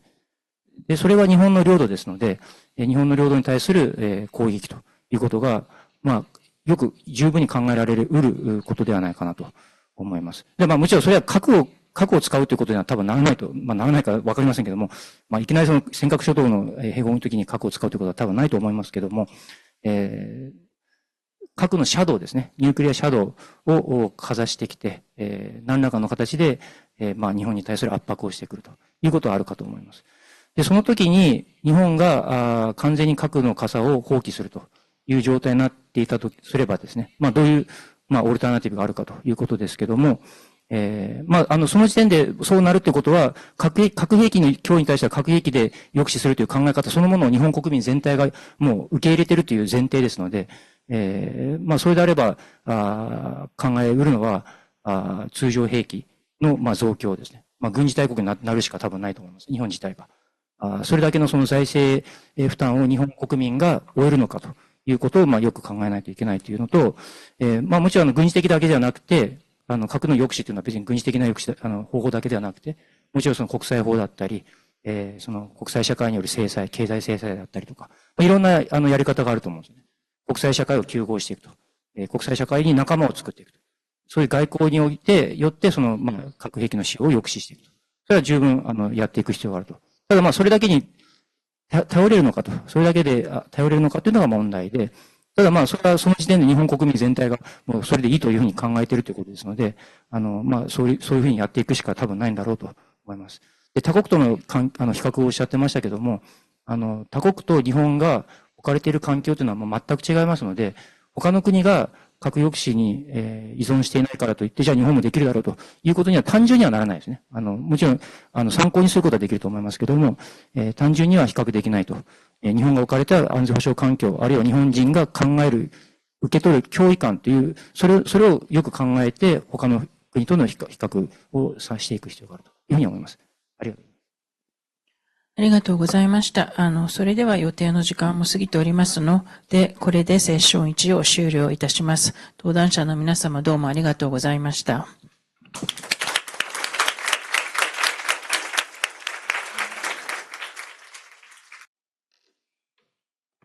それではこれからセッション2を始めさせていただきます。セッション2ではセッション1の意見交換を踏まえて、今回の集中合宿に参加している学生の皆様にご登壇いただきまして、意見交換を行っていただきます。それでは、登壇者を紹介しましょう。モデレーターは、ローマトレ大学教授のレオポルド・ヌティ様です。続きまして、4名のパネリストの皆様です。ヌール・アイロ様、ロレンツォ・ドナレッティ様、マルティーナ・ショジャ様、サヒル・シャー様の皆様でございます。それでは、ヌティ様、よろしくお願いいたします。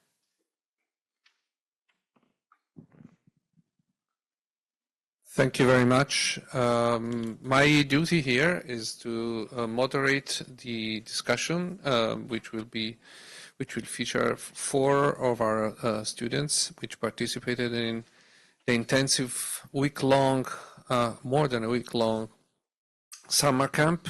Before I do that, let me very briefly, for 1 minute, specify why we are here and why we are doing this summer school here. When we started this project, the Nuclear Proliferation International History Project, with Dr. Christian Osterman 15 years ago, we wanted to emphasize the importance of rigorous historical research to promote a better understanding of the risks and the dangers of the nuclear age. And one of the key purposes of the project was to train the next generation of scholars in this field by selecting young, promising scholars. And the chance we've had to do this to have this experience here in Hiroshima has been transformational and inspirational for all of us, the faculty, the teachers in the project, and I think for all of the students. So I ask each one of them to explain to us how this experience has shaped and affected their perception of threats and dangers of the nuclear age, and to tell us how they see the future ahead of us and what ideas have they come up with thanks to this experience. So the first speaker in our group is Noor Eid, right to my left here, who is a consultant in forensics and integrity. Noor, the floor is yours.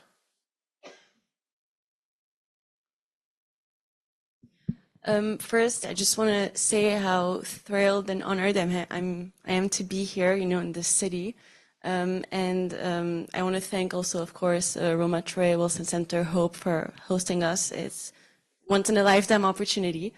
So I've decided, in the context of, how the world can reduce its dependence on nuclear weapons, I decided to focus on nuclear weapon-free zones, which basically is, it's the establishment of zones that are where countries pledge not to host or have nuclear weapons. And I decided to focus on Latin America and the Middle East. Latin America because it's the first success story, and might I say maybe the best one, the one that's most robust till this day, and try to draw a parallel with the Middle East, despite, the grim outlook. Thought it would be, a nice thought experiment. So before I delve into them, I just want to give you the bottom line from now. Like the way I see things is we have to find ways to make, in the country's interest, to want to avoid proliferation. And in my view, the most efficient way is by building trust through mutual dependence. And the easiest way is often economic ties and interdependency. So in the case of Latin America, just for context, it came, the nuclear weapon-free zone was established in 1962 in reaction to the Cuban Missile Crisis with the Tlatelolco Treaty. And so Brazil and Argentina, which were the two countries who were most likely to proliferate or perceived to proliferate at the time, were not part of it. And that really made the weapon-free zone a bit feeble. And so what made it a success story was that later on, in the early 90s, I believe, Argentina and Brazil signed a bilateral agreement where they both agreed to denuclearize, where you would have Argentinian inspectors go into Brazilian nuclear facilities to inspect, make sure they're abiding by the rules of the agreement, with the IAEA framework, of course, making sure it was internationally legitimate. And you had vice versa, so Brazilian inspectors going to Argentinian facilities. And once that bilateral agreement was, signed, that's when they integrated the Tlatelolco Treaty in 1994. So it took 30 years for Brazil and Argentina to enter the nuclear weapon-free zone. But ultimately, that's what made it even stronger, and, the best success story there is till this day. So just to, what was the context and, back in the days that made it so that for Argentina and Brazil to actually agree to such an agreement was, right after Argentina had lost the Falklands War in, 1982, many countries thought, it would proliferate because it accused Britain of, bringing nuclear weapons in the country and breaching the weapon-free zone. A lot of details that are, not relevant here, but basically so after the war, there was this fear that if Argentina would get the bomb, then so would Brazil. But then, thankfully, it didn't happen. Both were in a really deep economic crisis. Both were transitioning from a military regime to democracy. And so there was a rapprochement, which was also, was incentivized and exacerbated by the Mercosur agreement, trade agreement. So really the sum of factor made it easier for the ABAC to be developed and, established. Now in the Middle East, there have been talks of nuclear weapon-free zones since the 80s, and Egypt has been the main country pushing for it, but there's been a lot of disagreement, mostly, the fact that Israel has nuclear weapons. So, that adding with a fundamental distrust doesn't, make things easy. So I figured, since multilateral talks didn't work out, an interesting thought would be to try bilaterally with Saudi Arabia and Iran, putting Israel on this side.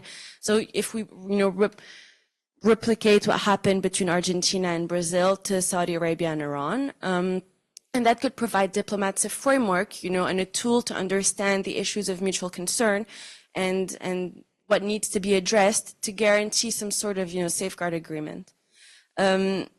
The differences between Brazil, between the Middle East and Latin America are huge. But it's just, since now Iran has signaled that it was willing to negotiate perhaps with the US on its nuclear program, there might be a door, an opportunity there, especially with the détente between Iran and Saudi Arabia that was brokered by China, which has lasted despite, all the tension and, the military tit for tat and wars that have happened since the October 7th attacks.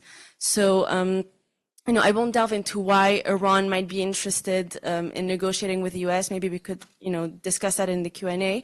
But basically, there is an open door for bilateral talks, and so it might, it could be imagined in an incremental way for confidence building to actually, be developed between these two countries who have very deep grievances, much more than Argentina and Brazil.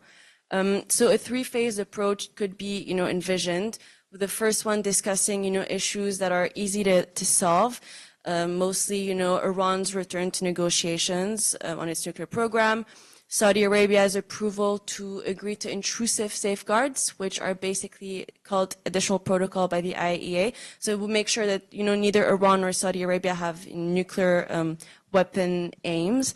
And of course, the reduction of the involvement or just stopping the war in Yemen, which is somewhat, at least their respective involvements are mitigated to some extent, and normalization of their diplomatic relations, which is, underway. As I've mentioned, the détente has been in place and has remained despite all the turbulences. Now, in parallel, with that confidence building measure, we could also increase the economic trade, which I've mentioned earlier, and that, is a very fundamental thing, because in the Middle East, there's only 6% of trade amongst Middle Eastern countries, which is very unfortunate, because that, can help also create some sort of interdependency and give them much more incentives to interact with one another in this regard. Then the second phase, once, there's been some diplomatic relations established, we could envision a dialogue on the security framework that would, depoliticize oil, put limitations on military capabilities, mostly, their ballistic missiles program for the Iranians, and create a navigation agency which could supervise, the Strait of Hormuz, which from, oil comes, 60%, I think, of oil goes through the Hormuz Strait. So that would really appease the tensions and test the waters to see to what extent they're actually serious about, this cooperation. And only once this has been established, then we could discuss the nuclear security issues. And the way I see it would be like a JCPOA, which is the nuclear deal that, aimed to limit Iran's nuclear program. It was signed in 2015, but Trump withdrew from it in 2018. So that would be, the framework which could, take place between Iran and Saudi Arabia. Respecting the very tight time limit, thank you. The next speaker on our panel is Lorenzo Donatelli, who recently graduated from our university in Italy, Roma 3, with a master's degree in international relations. And Lorenzo, the floor is yours. Okay. Thank you, Professor Nuti, for the introduction. Let me just thank once again all the organizers for this opportunity, and especially the Prefecture of Hiroshima for its generous hospitality. I will be brief. I'm going to spend a few words about my ongoing first experience here in Hiroshima, and then I will try to briefly reflect on the topic of this roundtable. I'm still processing these days. So if you asked me the same question in a few weeks, maybe I would give you different answers. But I'm glad to be here, especially because I haven't had too many experiences so far to engage with students and also scholars from all over the world, especially from areas outside my region. And for all the differences we may have, I feel like we all share this looming and threatening possibility of nuclear annihilation, which is perhaps the most important legacy of the 1945 US atomic bombings of Hiroshima and Nagasaki. And here I would like to quote one of my favorite lines in the history of the nuclear age, namely what in 1958, at the height of the Cold War, the Irish Foreign Minister Frank Haken said before the United Nations General Assembly, that there is little doubt either that if general war is brought upon the world for any motive, however good, however bad, it will neither democratize nor humanize it. It will annihilate it. And although Haken's speech was not meant for advocating specifically nuclear disarmament, I like this passage because it emphasizes that, of course, there are no winners in a nuclear war, and that everyone would suffer from such a catastrophe. And in these days, I've been quite impressed by what I've been seeing, for example, in the Peace Memorial Museums, so the personal belongings of these people, everyday objects. And my visit here has been reinforcing this feeling of being presented with challenges that require us to think on a global scale, that we're in this together.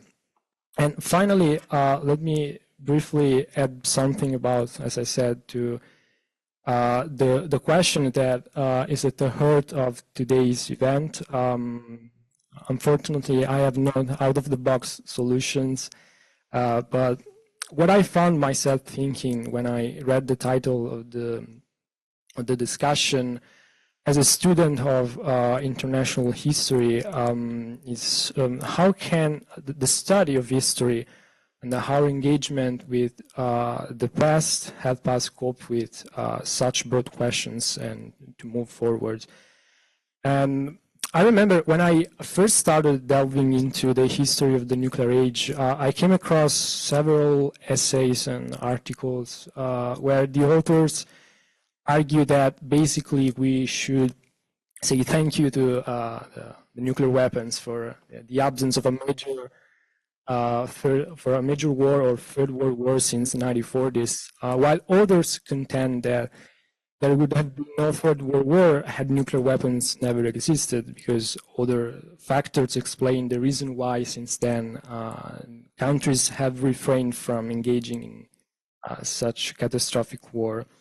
And yet, in recent years, while speaking about these issues with my colleagues at the university, with friends and whoever, I often got the impression that they stick with the first argument, which stressed the value of nuclear deterrence, even if they, in most cases, have no expertise in the nuclear field. And in spite of this ongoing debate around nuclear challenges. So it feels like there is this kind of belief which is spread across large sectors of our societies and not just at a high level.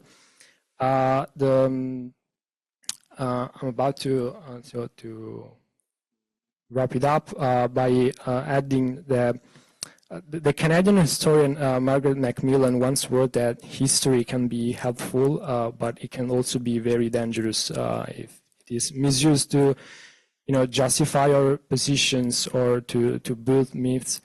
So I believe that a useful way to think in historical terms, and we should, my basic point is that we should encourage people, and especially policymakers as far as we can, in pursuing historical thinking, as Professor Nuti said in his introduction. A useful way to think about how can we reduce world reliance on nuclear deterrence is first to ask, how has the world come to believe that it needs nuclear weapons, that nuclear weapons are here to stay? And in this sense, history, I think, is useful to challenge narratives and long-standing assumptions about how the world works. So my basic point is the same already raised by Professor Nuti, but while our summer camp is, it feels like it's about academia, I think we should also go out there and encourage people and our fellow citizens to think in these terms. I stop here. Thank you for your attention. Thank you.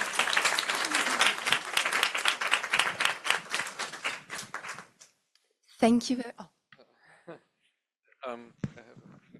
Thank you very much, Lorenzo. And our next speaker on the panel is Martina Zoya, who is a PhD scholar at the University of Duisburg-Essen, where she's conducting research on China's nuclear non-proliferation policy. Martina, the floor is yours.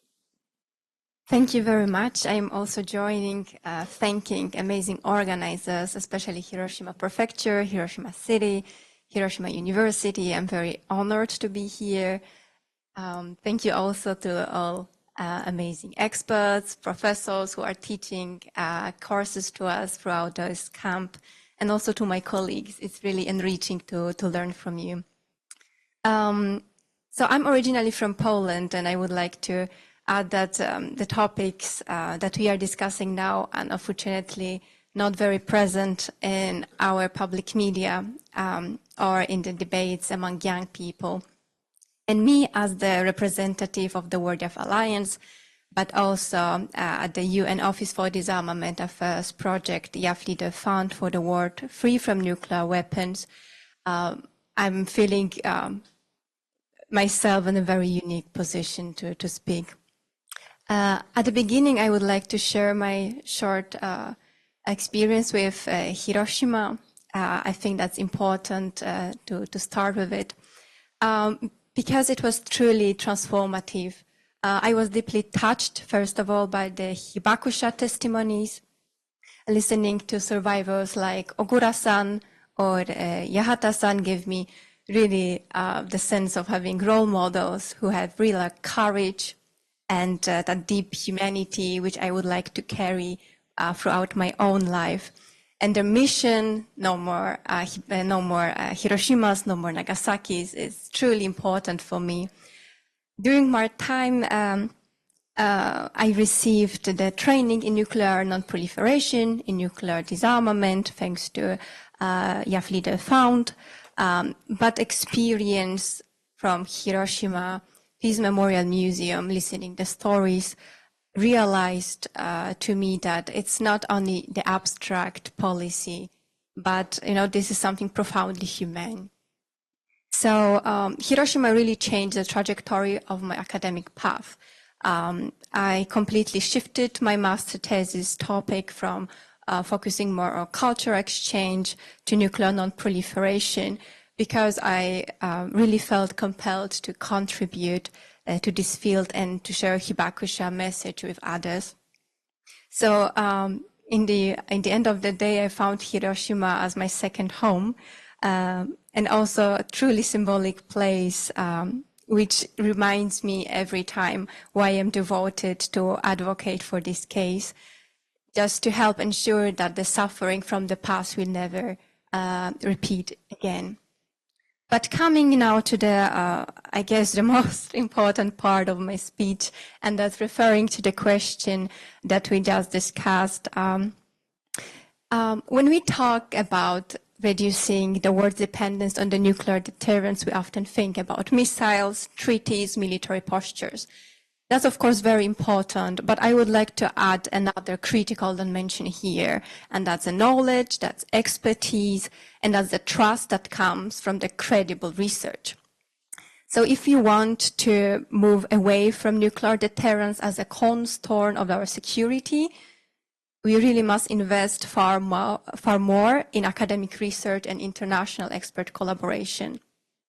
And maybe before that quoting the 3 directions I would like to share is maybe actually the call for young people to really share those ideas and those topics with others, because we really need interest of young people to carry out. And UN really have that problem with finding young people engaged in nuclear non-proliferation. Much more young people are interested in the environment protection. We really need to attract young people to this topic. But coming to the 3 directions I would like to share.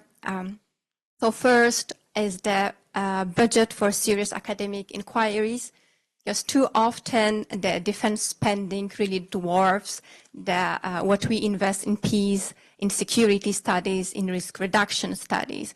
In 2024, the global military expenditure surpasses $2.7 billion, according to Stockholm International Peace Research Institute.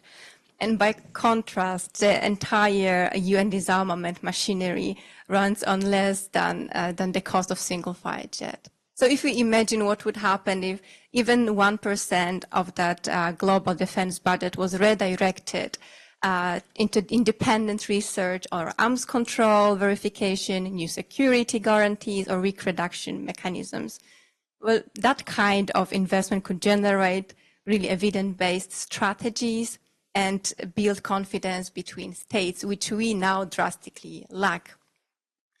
Secondly, the Joint Exchange Platform for International Experts. I think that the nuclear field is dominated by many national perspectives. We need to have one program that allow experts from Japan, from US, from China, I would say the nuclear weapon states and global South representatives and others to work together. So building, for example, on the models like Pugwash Conference or the CTBTO YAV group, we could really establish strong academic consortia that analyze the stability and propose realistic alternatives to deterrence. And this exchange can build the trust and also can secure narrowing the gap in knowledge between regions. And I think, referring to Dr. Tong Zhao also said during his presentation, it could also improve and to establish the new standard principles of risk management, for example. And thirdly, strengthening international trust through good expertise. Trust is something that cannot be legislated, it must be earned. So advisors and think tanks and university researchers play a crucial role in this process. So independent technical studies are crucial. For example, how to verify disarmament, as was mentioned by Professor Pilot. So verify warheads dismantled, verify the missiles, materials, and crisis communication, that the governments can have more confidence to take that risk for peace. Thank you very much for this reminder. So last sentence then, I will read from my notes. If we want a future where security is not defined by the nuclear deterrence, we need to start investing not in the weapons, but in the knowledge and the trust that we really need. Thank you. Thank you, Martina. I apologize for the abrupt recalling reminder. Our next and final speaker in this panel is Sahil Shah, who is a senior policy advisor at the Institute for Security and Technology. He was previously a senior fellow and program manager at the Council of Strategic Risks of the Jean Nolan Center for Strategic Weapons. Sahil, you have about 7 minutes. Great, thank you so much. First, thank you to the Hiroshima Prefecture for hosting us, Roma Trey and Hope for convening us, Hiroshima University for having us here today, and last but not least, the unsung heroes in the back of the room, our translators who are making what we say intelligible in Japanese for our hosts. It's been a pleasure to be in Hiroshima for the first time. It's truly not an experience I think that I will ever forget, and I'm so grateful that I've been able to be here with such esteemed experts and colleagues. Standing in Hiroshima, you cannot avoid the moral clarity of this place. The story of this city is not only about what happened on one morning in August 1945, it is about the courage of survivors in the face of generational trauma and the patient work of citizens and educators to remind the global community of a simple, stubborn idea. We should dare to believe in zero. We heard this week from some of the best historians of the last several decades of nuclear politics, some who had a literal front row seat to pivotal moments we find in textbooks, about how even nuclear-armed leaders who had thousands of weapons at their disposal dared to believe in zero. While we have substantially reduced the number of nuclear weapons and managed to keep a lid on nuclear testing, use, and proliferation for several years now, we still need more progress. A world free from the shadow of nuclear weapons is not naive, it is necessary. But we also have to be honest about the world as it is. We have to be honest about the leaders that we have. The strategic environment is moving in the opposite direction than we want. As you have heard for the last hour and a half, what that looks like, what it means to crumbling institutions, the unraveling of agreements, but we actually don't have to tell you this. You see it every day broadcasted in the news. Nuclear weapons are creeping back into doctrines, into budgets, in the way that leaders talk about power. More countries are openly talking about getting nuclear weapons. Old guardrails have weakened and are not being used by those who have them, and new technologies are arriving faster than the policies to manage them. That reality does not mean that we abandon the goal of zero. It means we fight smarter to slow and reverse the slide backwards, so that arms control has a fighting chance to reorient itself and bring us forward again. So how do we do that concretely in this decade? First, we need a hard reset on risk reduction to prevent nuclear use as best as we can. We must prevent all future Hiroshimas or Nagasaki's. During the Cold War, the two pillars that most reliably lowered risk were clear communication and transparency around military capabilities and activities. Those still matter. We still need dependable channels between leaders and militaries, rapid ways to clarify strange events and false alarms, and more daylight on exercises and missile tests so that the first interpretation of a signal isn't the worst one. Right now, for example, it's alarming that not all nuclear-armed leaders have resilient direct bilateral crisis communication lines, and that there presently there's no multilateral channel that exists as well. These are the kind of steps that are not a substitute for disarmament, but it's how you keep the path to disarmament open during such a dangerous period. Second, we need to add decision time. Launch decisions are compressed to a few minutes. When stakes are this high, speed is not our friend, time is. Countries have to take practical steps to lengthen the fuse. clarified decision protocols to emphasize restraint, reduce hair trigger postures, and ensure that humans supervise algorithms that are being added to decision-making, not the other way around. The goal is simple: make it harder to stumble into catastrophe. Third, we must narrow the types of nuclear weapons we rely on. Over the decades, states built an enormous variety of systems, each with its own risks. The more types you have, the easier it becomes to view nuclear weapons as usable, and the harder it is for rivals to read your signals in a crisis. We should resist, in particular, the return to lower yield, say tactical nuclear systems or dual capable systems that blur the lines between conventional and nuclear. The story of Hiroshima is important here because when people talk about tactical nuclear weapons today, they often characterize them as smaller battlefield nuclear weapons, put in contrast to the more destructive potential of strategic weapons. However, the devastation that happened here is what we would see with one of those battlefield nuclear weapons. So we need fewer types, clearer roles, and high thresholds for use. So what does this all mean for Hiroshima specifically? It means your voice carries a unique authority. The living memory of this city is the world's conscience, but it is also a policy lever. When Hiroshima citizens call for hard resets on risk reduction, it helps officials in every capital who argue for practical steps that make us all safer. When citizens from Hiroshima insist on narrowing the types of nuclear weapons and raising the thresholds for any use, it strengthens those inside governments who are trying to hold the line. When citizens from Hiroshima ask for more decision time, it gives permission to those who are trying to slow down the systems that are now being designed to speed up. And it means our movements must link goals to milestones. We can keep daring to believe in zero while pushing right now for the actions that keep zero achievable. We have to make sure that we push nuclear weapons to the furthest margins of security policy and not to the center. If we do these things together, governments, experts, citizens, then we will meet here for the 100th anniversary of the bombings. And we can then say that in the 2020s, it was a difficult and messy decade, but we managed to push for caution over bravado and clarity over confusion. And that choice is what helped keep the door open to the only acceptable destination, a world free of nuclear weapons. I won't pretend that this is easy. Political will is the constant obstacle. We see it every day, and the world is especially dynamic.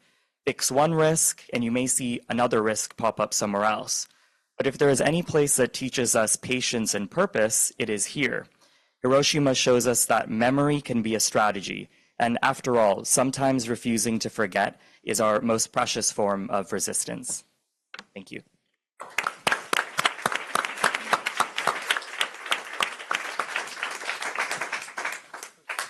Thank you very much, Sahil. We now have 15 minutes, a little more than 15 minutes for questions and answers from the audience. May I remind those who are attending online, if they want to submit a question, could you please write it in English, as unfortunately I'm not able to read Japanese. So if you want to submit your question to the speakers, please do so in a language I can read. Okay, now the floor is open. If there are any questions to our speakers from the audience. Okay, Professor Sakar over there. Great. Thank you, everybody. Terrific panel. My question is to Noor, who really gave us some creative solutions, right? So when you give creative solutions, you make yourself vulnerable to a lot of, pointed questions. So just to thinking out aloud, we can't solve the problem today, obviously.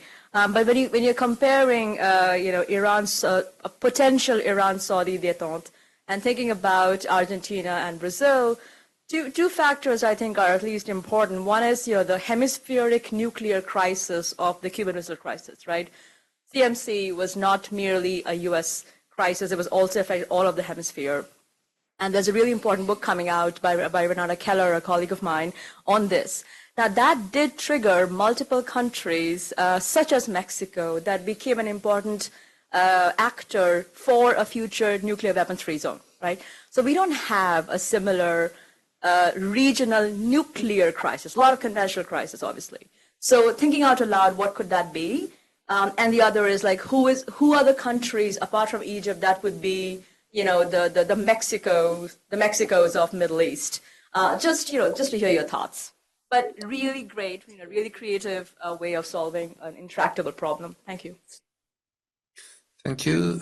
If there are no other questions right away, I would let the speaker respond to this one, and then we'll go on collecting more questions.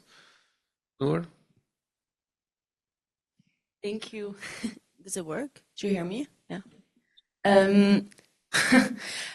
Honestly, I did it, like I wrote that just for the sake of the presentation here, but really good point. So for Egypt, historically, Saudi Arabia was also one of the countries that advocated for a nuclear weapon-free zone, echoed a lot Egypt. We've seen, with the Crown Prince Mohammed bin Salman's statement in 2018 and 2021 again, that that no longer was his priority. He's been long before criticizing the JCPOA, and so yeah, Saudi Arabia is a bit out of the loop as a the leader with Egypt on the free zone in the region.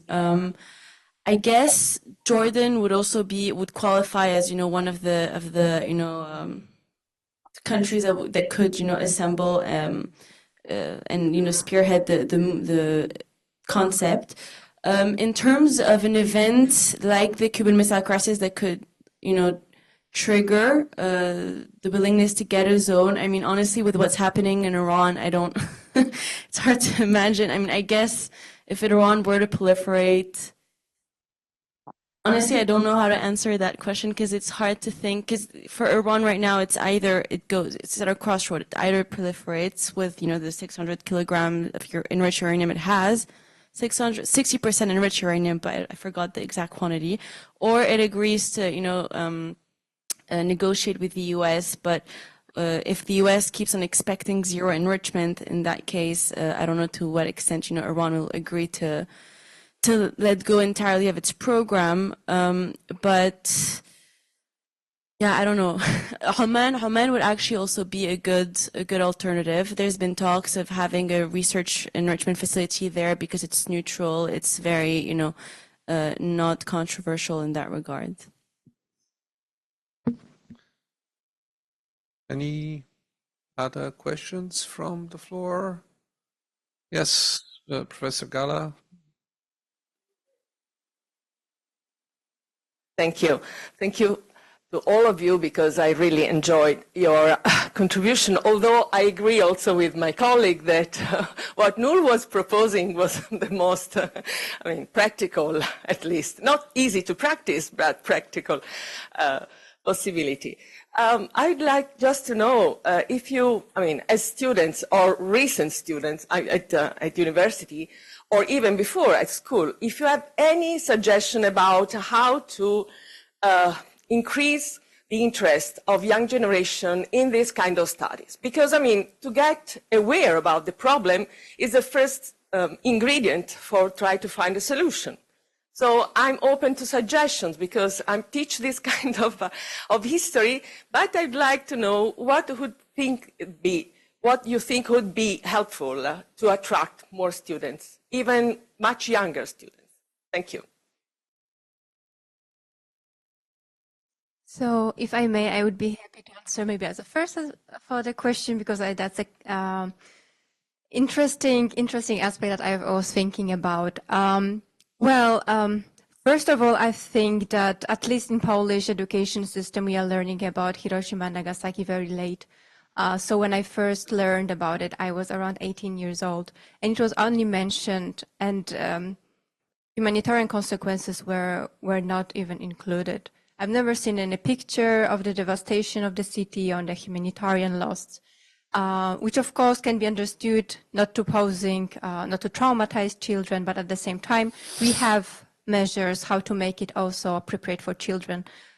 So there is Hiroshima NGO, and they are producing and they are translating the Sadako story. That's a book about Sasuke Sadako, how she experienced a nuclear bombing and then her departure from this world. But it's put in the way that it can be understood by children at the same time, not harming the emotions. So this year, I took 10 translated books to Poland. Hopefully they will be also disseminated in Polish schools and universities. So this is one first thing that we can use already, solutions that Hiroshima is doing.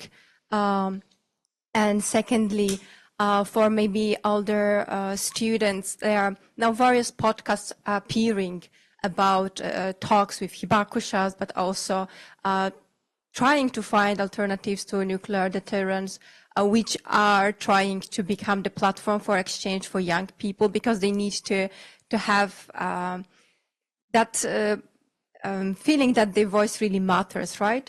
So this is also one thing that try to make it also attractive by using podcasts, by using social media and others. And third, and the last point, if someone would like to add something, I think the UN, what the UN is now doing, trying to have that Leaders Fund and other organizations, that's really crucial to also have some circles, opportunities for young people, encourage them to do research in this field. How I never thought before about doing research about nuclear non-proliferation before, but I just was very blessed to receive that opportunity. So if at universities there could be some more, not pushes, but recommendations to be interested in this topic, I think it would be really, really helpful.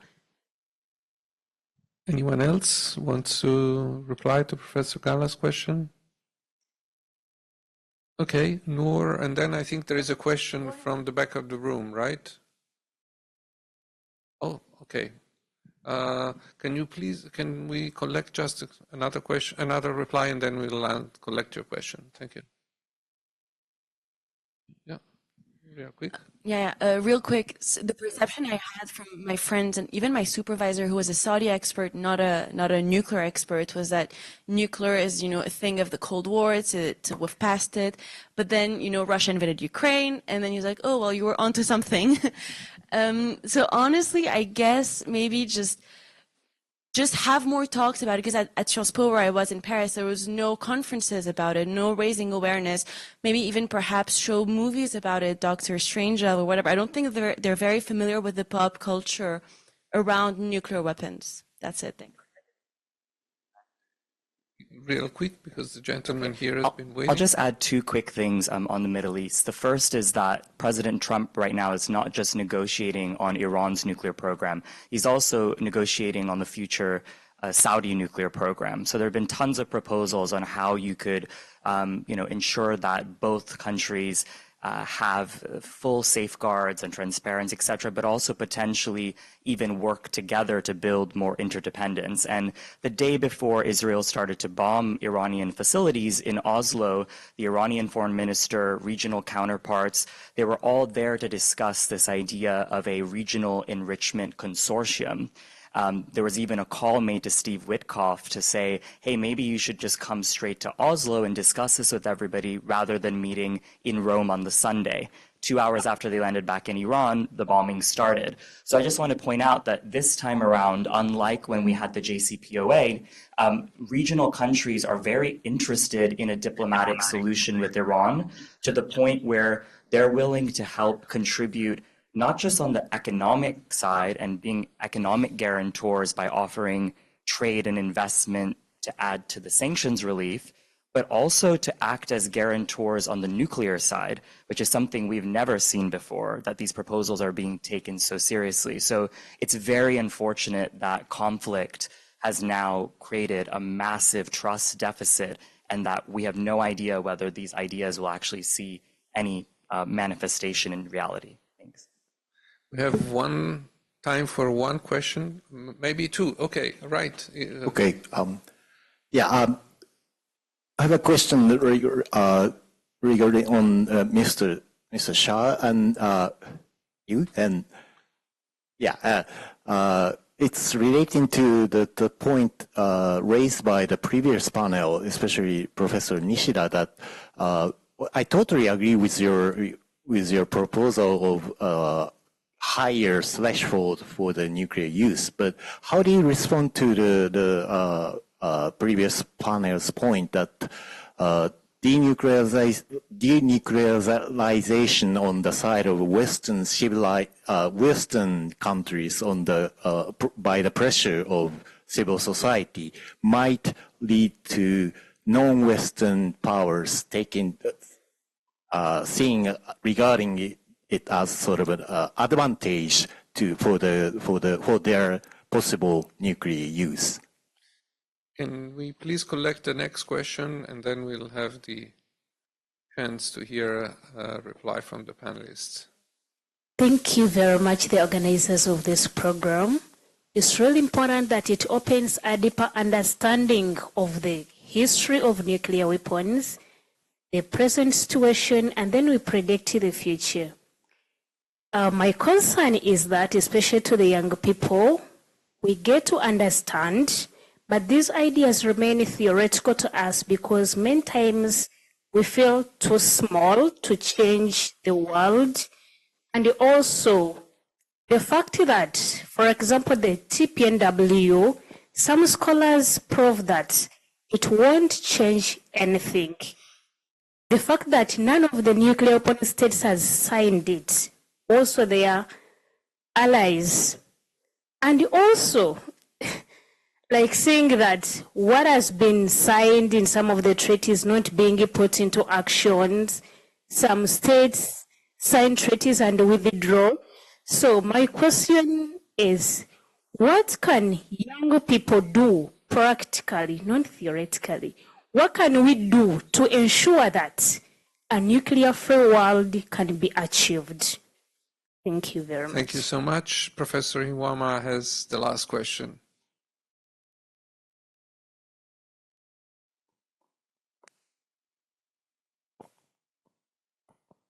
Thank you. I just have a very simple question for all of you. What surprised you most during the last week by being here? Thank you, and you have about 4 minutes, so I'll give you 1 minute each. Reply to 3 questions. So you choose which question you want to address. In reverse order, Sahil first. Okay, great. I'll answer the question that was directed to me. And when I speak about keeping the threshold for use high, what we're seeing right now is that there's not just modernization programs and increasing arsenals across the world, but we're seeing a return to qualitative expansions of the arsenals with weapons that are seen as more usable. So that lowers the threshold of use because they are put into different situations in which they could be used more often.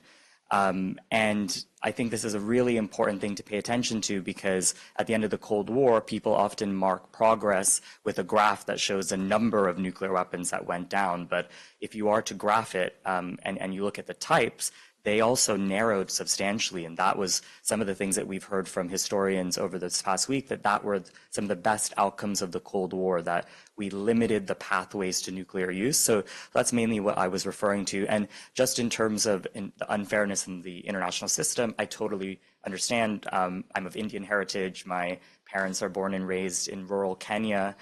So although I'm American and British, I deeply think about that and think that there's no real one way around it, but that the stakes are so high that nuclear use anywhere would affect everybody. And that's why we have this slogan that keeps coming back up, that a nuclear war cannot be won and must never be fought. The repercussions would be truly global. So I hope that we can have more and more countries, whether they have nuclear weapons or not, expert citizens from countries, from all countries, to play a role in these debates because it would affect everybody. So everybody has to speak up. So I would like to address our student question. So thank you very much for this. I think it's very, very important. So first of all, I would say that it's, already that question symbolizes for me that young people are losing actually the hope in the things that they can really achieve. I think that actually young people should be much more hopeful and motivated to change the world as they, I think, used to be throughout the history. So I think that first of all, if you would like to achieve the world free from nuclear weapons from the young people's perspective, this is of course the awareness and actually knowledge, right, to understand that nuclear weapons can bring to us more danger than the benefits and stability. And then having this awareness and knowledge we can put, for example, to the activism. So in the countries where we are from, like, for example, in Poland, this part is absolutely lacking. Quite the contrary, now Poland is actively like vocal in the statements about pursuing its own nuclear capabilities. But people really like, knowledge about Hiroshima. Like, and even though we are very close to Ukraine and mentioning the Chernobyl from 1986, like people are awarenessly, I think, limiting their pursuit of that knowledge. So I think if you are active and trying to put the pressure of our local governments and then on our governments on the state level, it can only then be put in the international standards and arena. And that's when, we have that pressure, that time, that then we can put it on other states which are not so willing to focus or just even consider something like nuclear, not having deterrence based on nuclear. Like in the case of China, right? It's very difficult to imagine that Chinese people would put protests against their own nuclear capabilities. But what we can do as a society is we can put the pressure on China, the international pressure, which can make a change. But everything for me really stems from our own engagement and every little step that we are doing. And if we are not taking up to this fight, we are already losers, I think.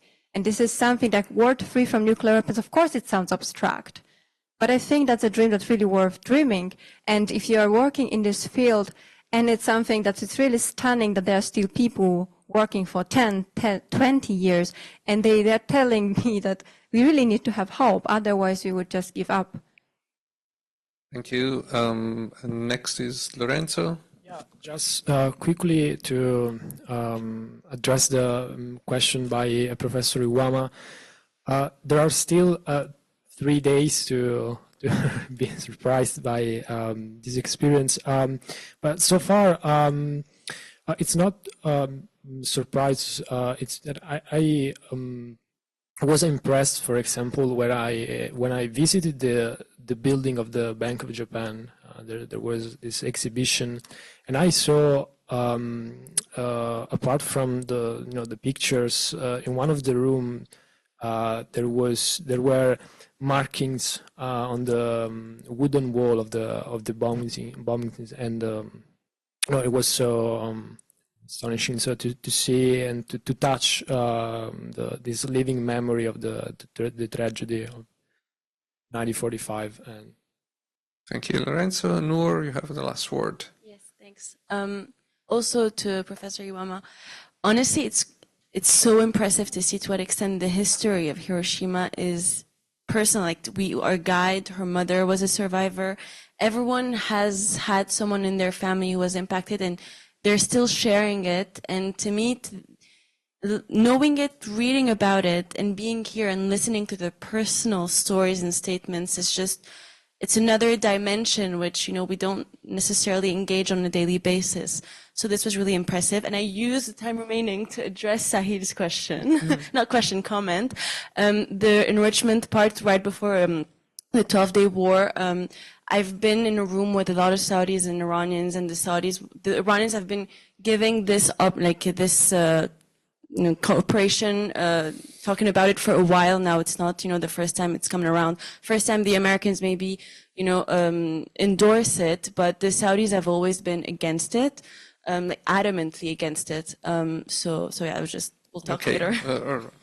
You can tell by this last exchange how passionate our students are about their research interests and their research topics.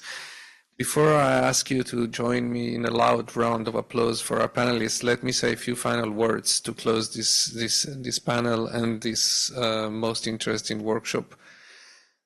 This has been an amazing week for all of us, because I think being in this place has made our brains focused much more intensely on the matter we are studying and discussing. And when we first discussed having this workshop here, this summer school here, I was a little reluctant to have the visit to the Peace Museum and the meeting with the Ibakusha the very first day, which was proposed by our partners, the Hiroshima Organization for Peace. I now understand their reasoning because that shaped our work for the whole week. I mean, my idea was to have it sometime during the middle of the week, after the students and the professors had got to know each other, but to have it at the very beginning made an indelible impression on all the participants. So I think it was a very good idea because it gave us a real feeling of what we are studying, what we are talking about. And let me conclude the session by once again thanking all the organizers in some sort of a casual order. First of all, Professor Iwama for thinking about having a boot camp here.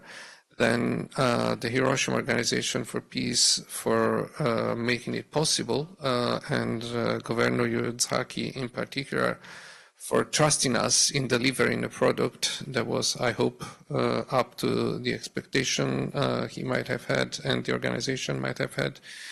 Thanks to the University of Hiroshima for having us here today. And final word of gratitude to my friend and companion through this adventure, Dr. Christian Osterman, who braved some very difficult times recently when the organization, which was the center of this whole project, was suddenly closed down by the current US government. And final word of gratitude to my friend and colleague, Dr. Giordana Pulcini, who has shaped the entire course of the nuclear summer school for the past 15 years, and who, if you think everything went smooth, it's because of what she's done throughout this time. So thanks everybody in the audience for joining us. It's been a wonderful experience for all of us. I hope you have had the chance of enjoying it as much as I had. Thanks a lot.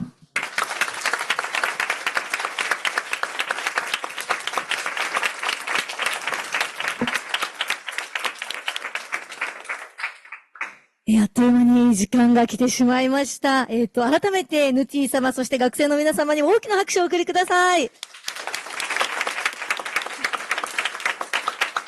本当に皆様ありがとうございました。以上をもちまして、公開シンポジウム、世界は核抑止への依存をどのように低減できるかを終了いたします。貴重な時間、そして体験になっているかと思います。皆様本日は本当にありがとうございました。お気をつけてお帰りください。ありがとうございます。